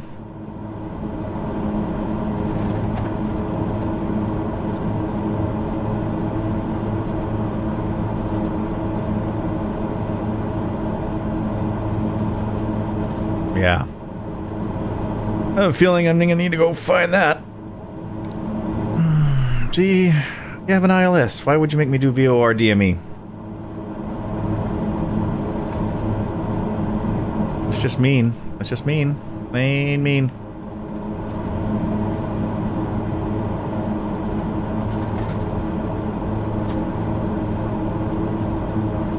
Some weird mouse behaviors.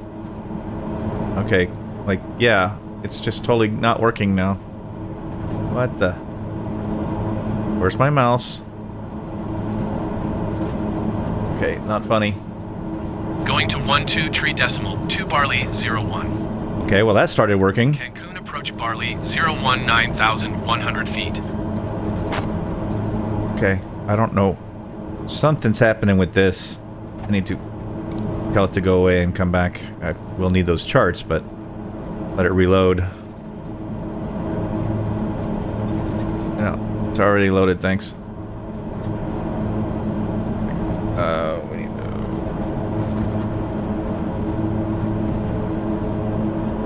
Yeah, everybody's been given VOR DME. I need to pull that. Descend and maintain 4,000 feet. Keep speed not above 220 knots Barley 01.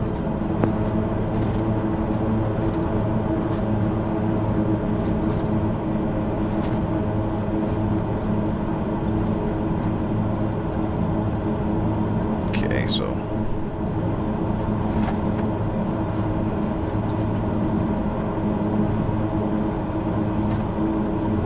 great, there's two of them.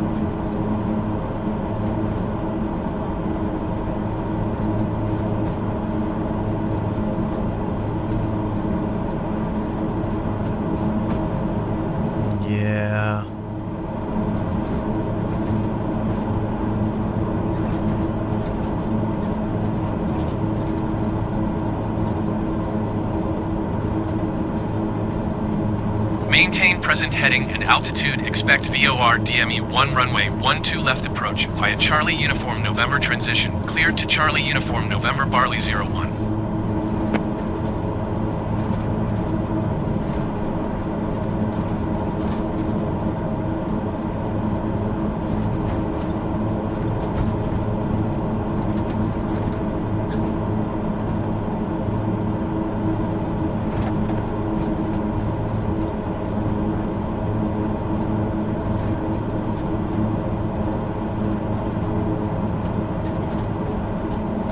Left 1.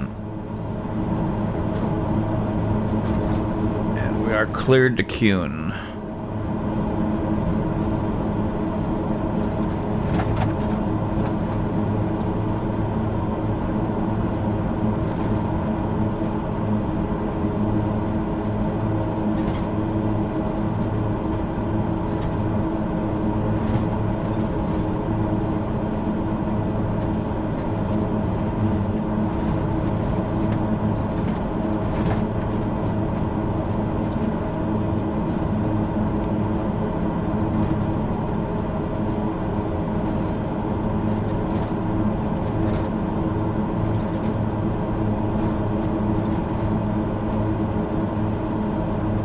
See what kind of a mess this is gonna be. What?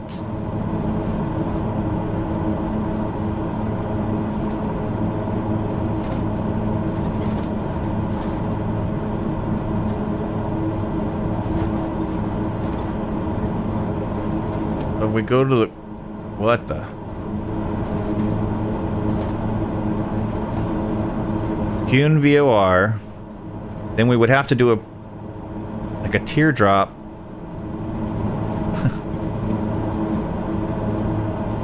And then go outbound on 327. Then turn around again. What kind of crazy nuts is that?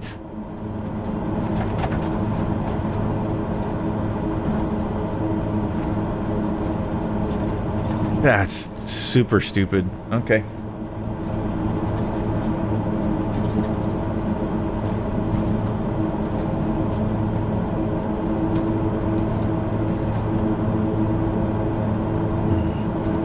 Yeah, we're basically coming in to Cancun.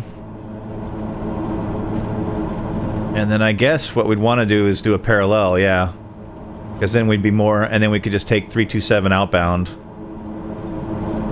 What craziness is this? And then when we're 9.5 from Cancun, okay, so now we need to get Cancun tuned, 113.6. It is. Let's go ahead and flip them. Because we're not doing ILS. Okay.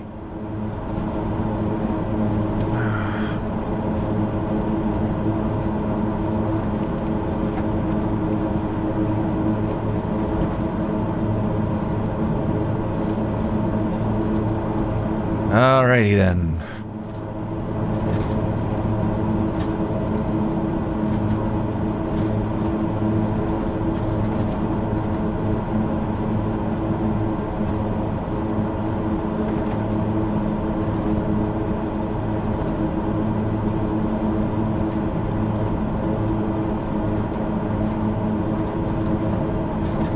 So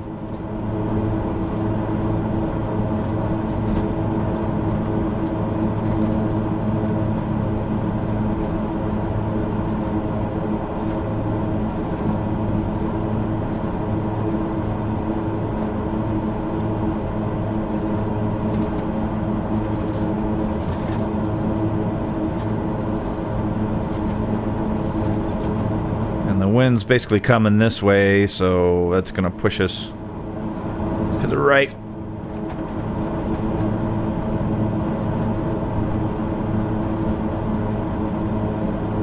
Yeah, we'd want to go parallel, and then after our minute, which means I'm gonna need that.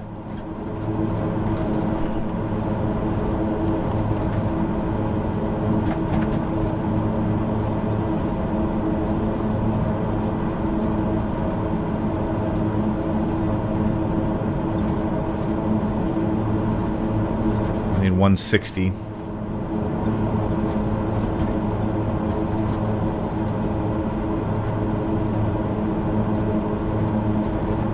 Descend and maintain 2,000 feet Barley 01.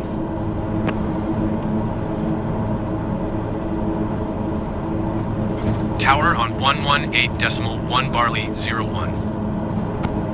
Cancun Tower Barley 015 miles northwest inbound 4 DME 1 runway 12 left approach.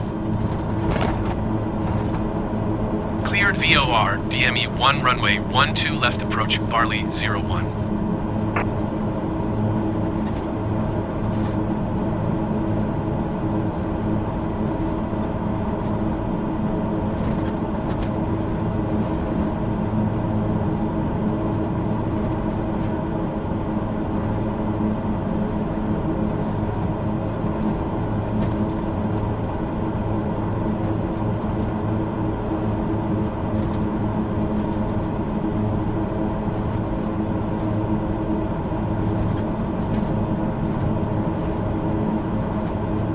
Go to heading mode on the autopilot on our current heading, because otherwise the autopilot will do strange things because it doesn't know what to do with the procedure turn.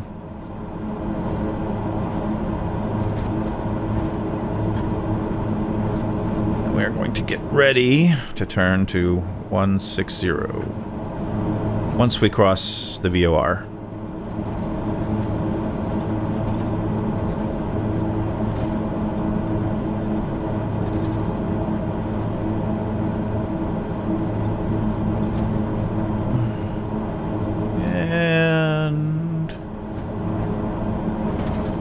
160.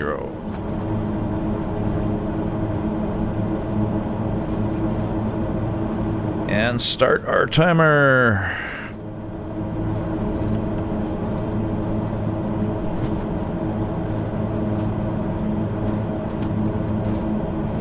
We're at 2,000.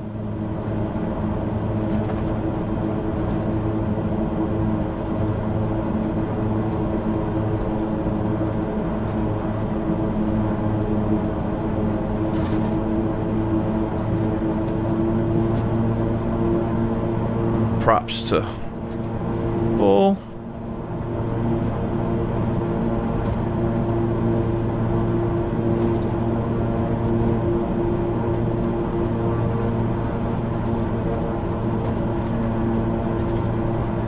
No, I guess I should have done parallel, but I didn't.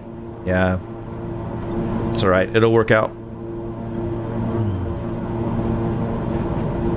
Okay, turn around to 305. Left turn.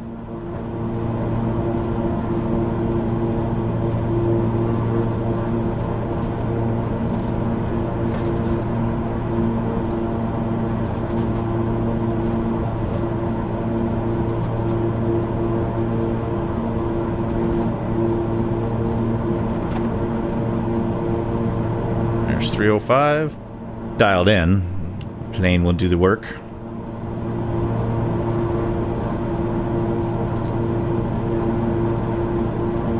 Actually, we'll do like 300, 310 because of the wind.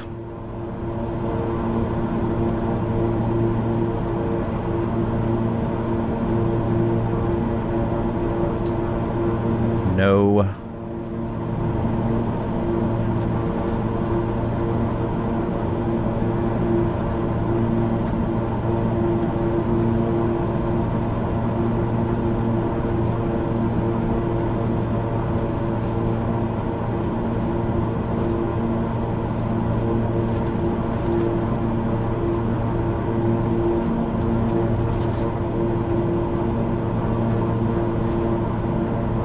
Once we hit the VOR, we'll change to 327. What kind of track is that giving us? 311. We want a track of 305.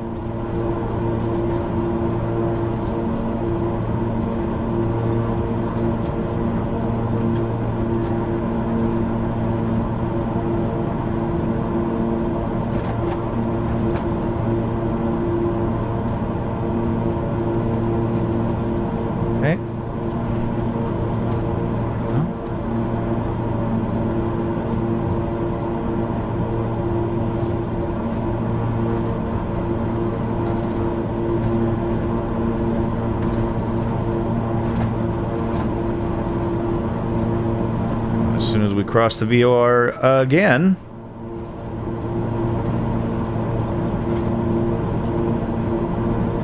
We'll turn to 327.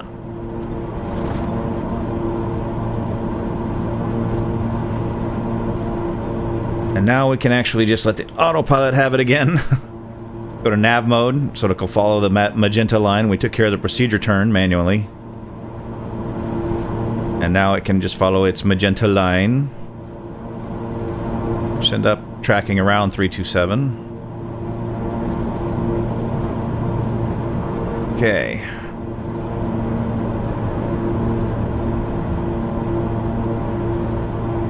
And we should have been at 3,000 feet going into the VOR, but... And then you would descend at this point down to 2,000. But the ATC gave us the instruction.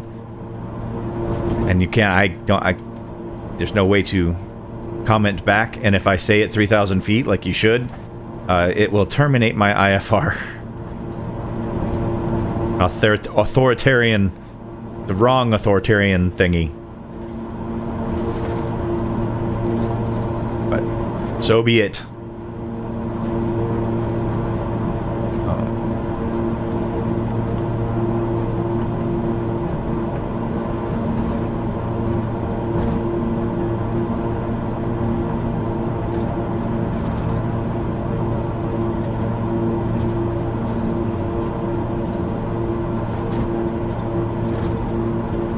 normally we would want to set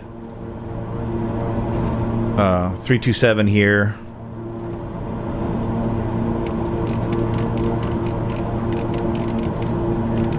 If the GPS wasn't managing everything just fine. Just like that. And follow that line until we got to 9.5 DME.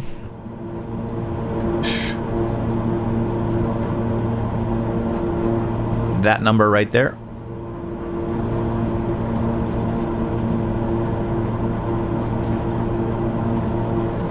Or not. Oh, there we go. That was interesting. Is it confused? Oh no, it's because this just switched. We're doing it off of GPS, doing it the easy way. And then we would make a standard turn to come around to this waypoint. I guess I did easy mode this, didn't I? Using GPS. I should have switched this to VLOC.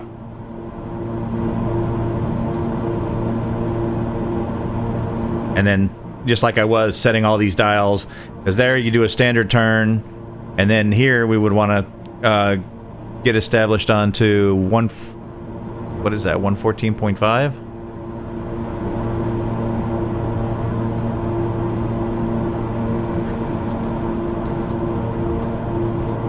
Yeah, kind of didn't do that exactly right.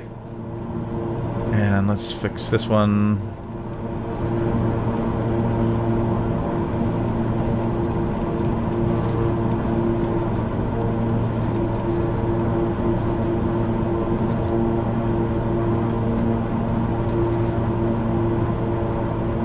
And then that would be on the 125. Now we want this on 125.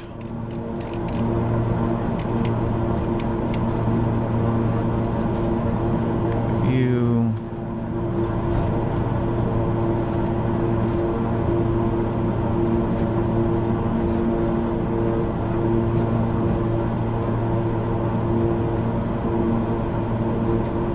And then we change this to VLOC.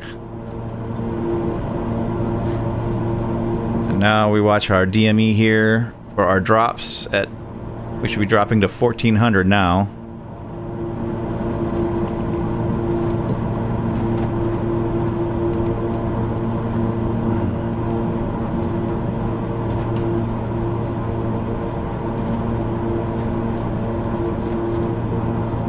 Pull our speed back.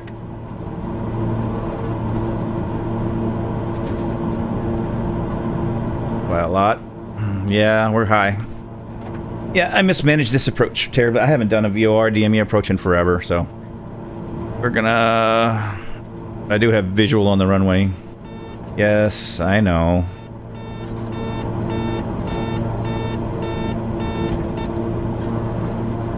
But we're not slow enough to put you down yet. There we go, flaps. We might have to go missed on this one. Gosh. Yeah, this is a missed approach. There's no way we're making that. No. Okay. AP. We'll just fly straight ahead for right now. 125. Heading mode. This approach is 2,000 feet.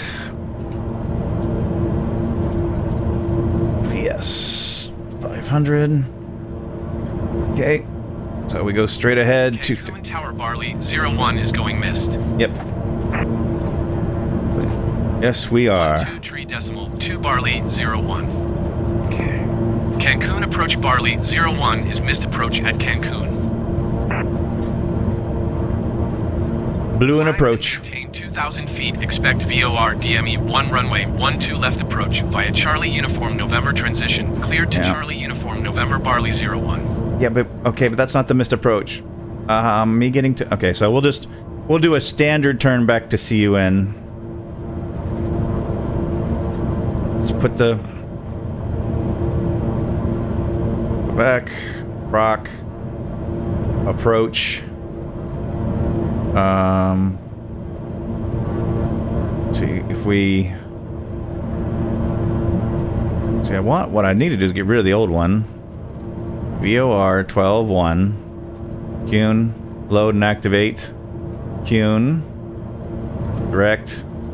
Let's see what happens here. Okay.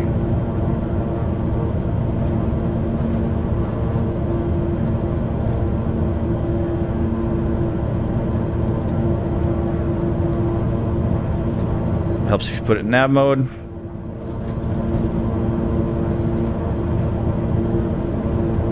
Okay, good. Right turn, that's what I wanted. Okay, this time we will manage that much better. We're cleared directly to Cune, so... Now, we need to be Cune 327. Wow, I want to be set. Let's see if I do it better this time. No promises.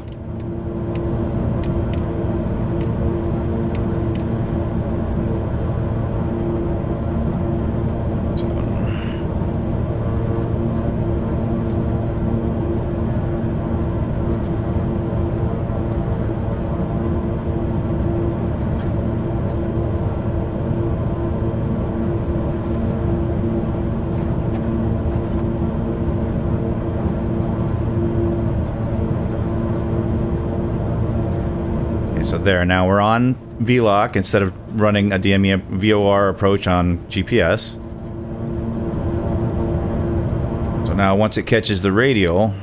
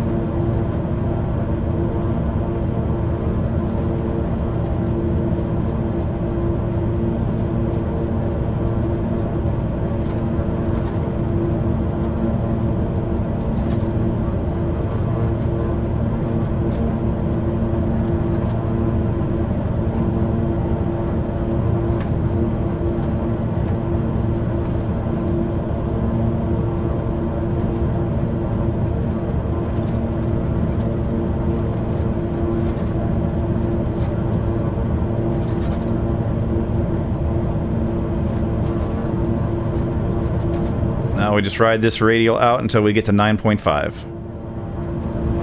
Now we're flying the approach, not doing what the GPS wants.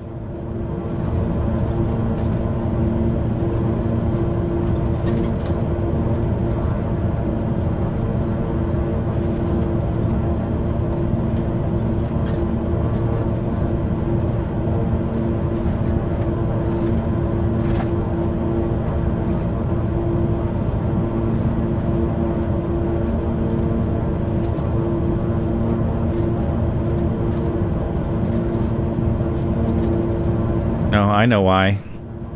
Because we're doing it from here instead of Cune. So we need to flip this back.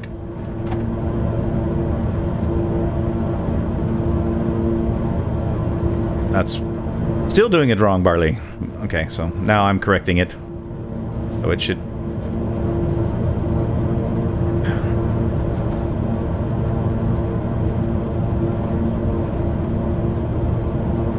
But it's not. It's going the wrong way. Oh, no, it's not. It's doing the right thing. Never mind. There we go. So now it will get on the correct... So I had put Nichupti in. So it was riding the 327 radial of Nichupti out instead of Cancun.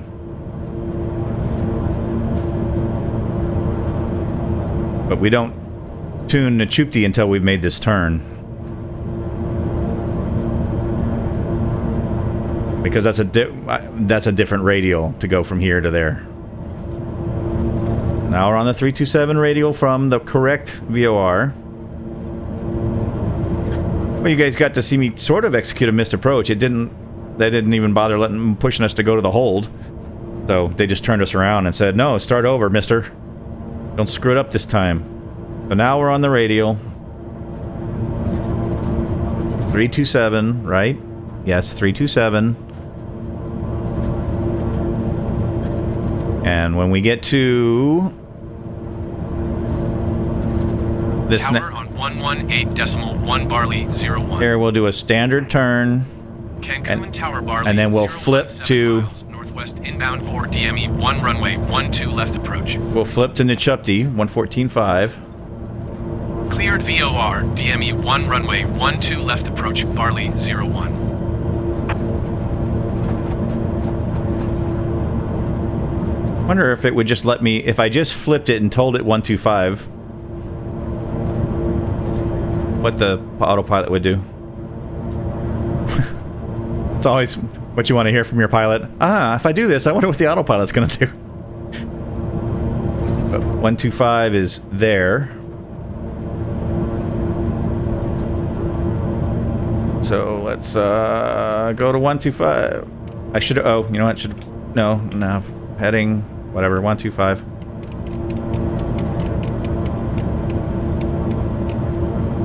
And yeah, it's turning because there.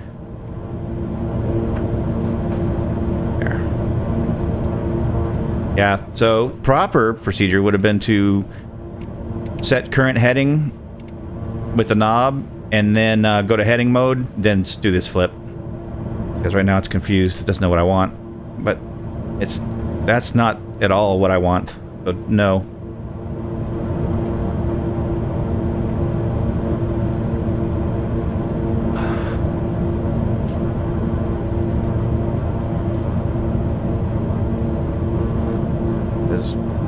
You're gonna intercept that radial way in the wrong place. Okay, so we're gonna turn it around. Yeah, this is what I should have done.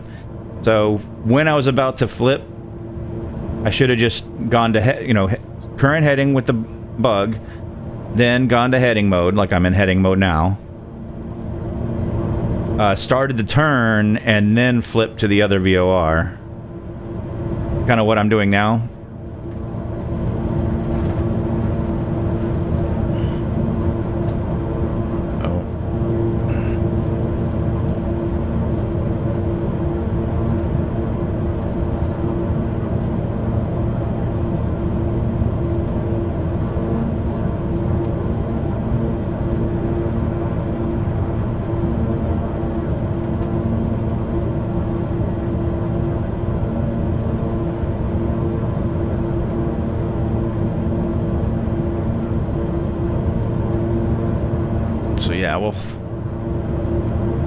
And once we re-intercept where we should be, basically, I'll put it back in nav mode because we are set for the 125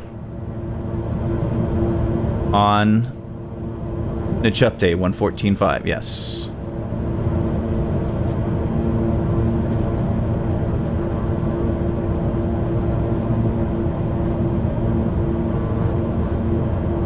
Well, I guess I know what I'm going to be doing with some free time is practicing my VOR approaches.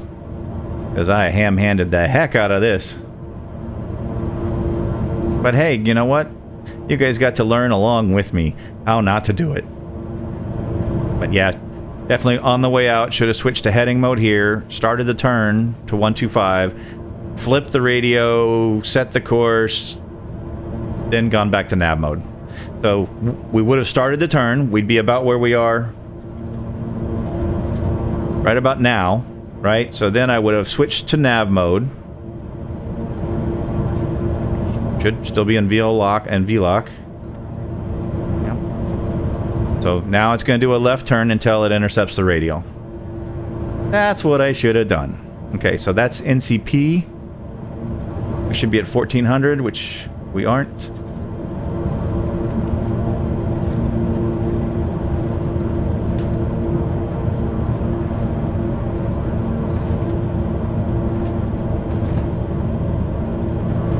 Or no, I guess DME 6 is at 1400. So yeah, as we cross this point, DME 9, we start our descent to 1400.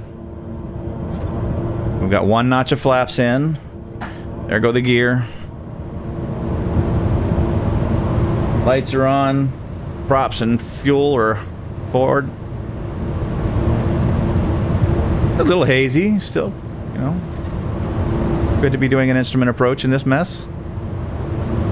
Okay, so we need to be at 1400 before we get to 6.0.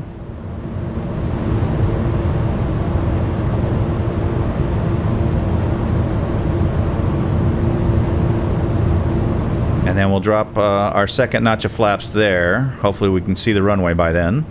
But yes, now we are riding the DME in, or the VOR in correctly. Now since it's VOR DME, going to approach mode really won't make any difference. Because it's not gonna, there's not gonna be a glide slope to play with. It's gonna be 2.95 degrees. Runway 12 left Barley 01. 2.95 degree glide slope. Exactly. We will follow that exactly. 2.95 degrees. About 600 feet per minute.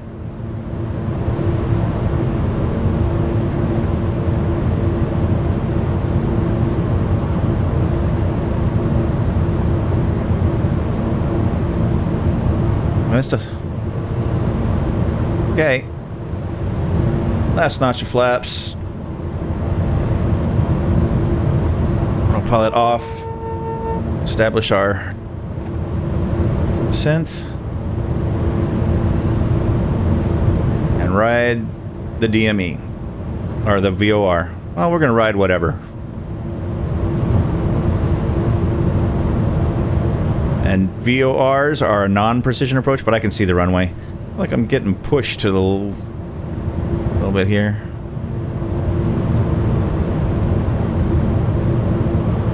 Yes, we will.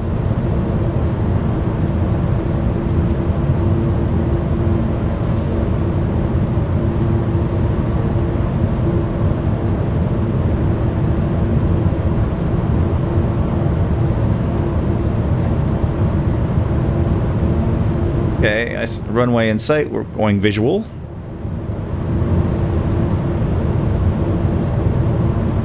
Wind 120 at 9 knots. 120, so straight in the face. Good.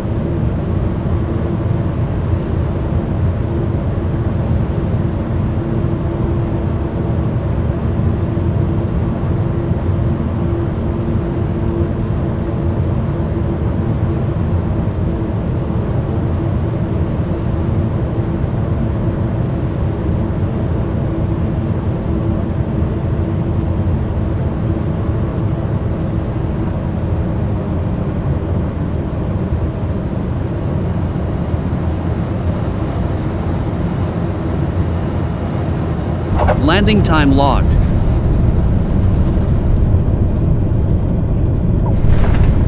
And reversers.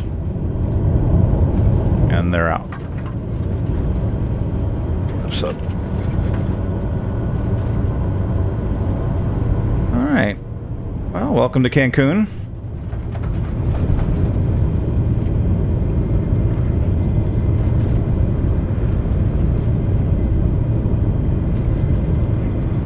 Hope you enjoyed the flight. If you did,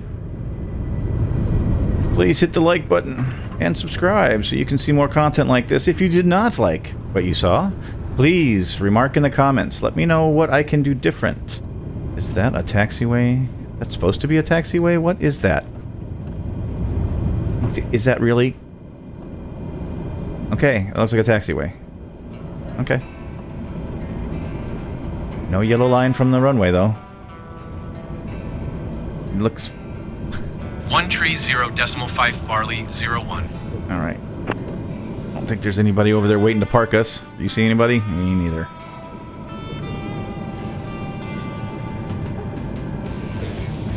What kind of... outfit am I running here?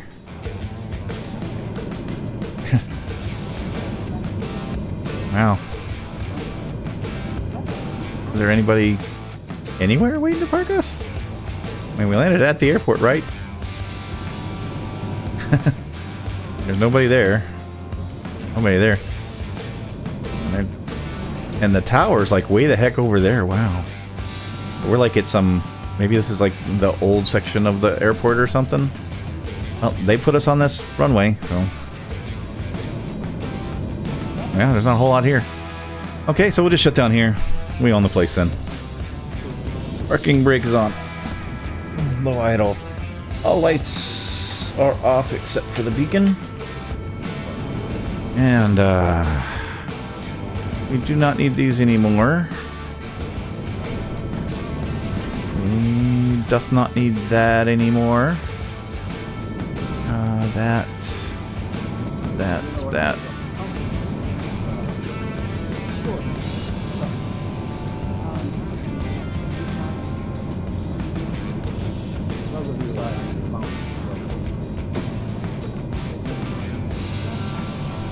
Okay. Go ahead and kill the left engine. No need to burn gas for no reason. Alright, I think we've got flaps all the way up. Blah, blah, blah. That's done. Lights off. Radar is off. I believe that's everything. Alright, let's kill the other engine. Engine off time logged. The flight is finished. It has been monitored by OnAir. Hey, you guys got 2 approaches for the price of 1. Let's look at it that way. Alright, master power off. And gang bar down.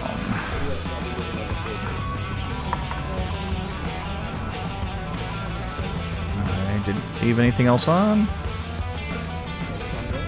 Nope, all looks... We're out of here.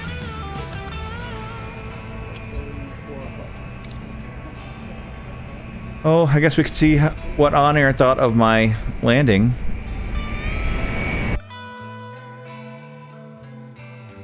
It said regular.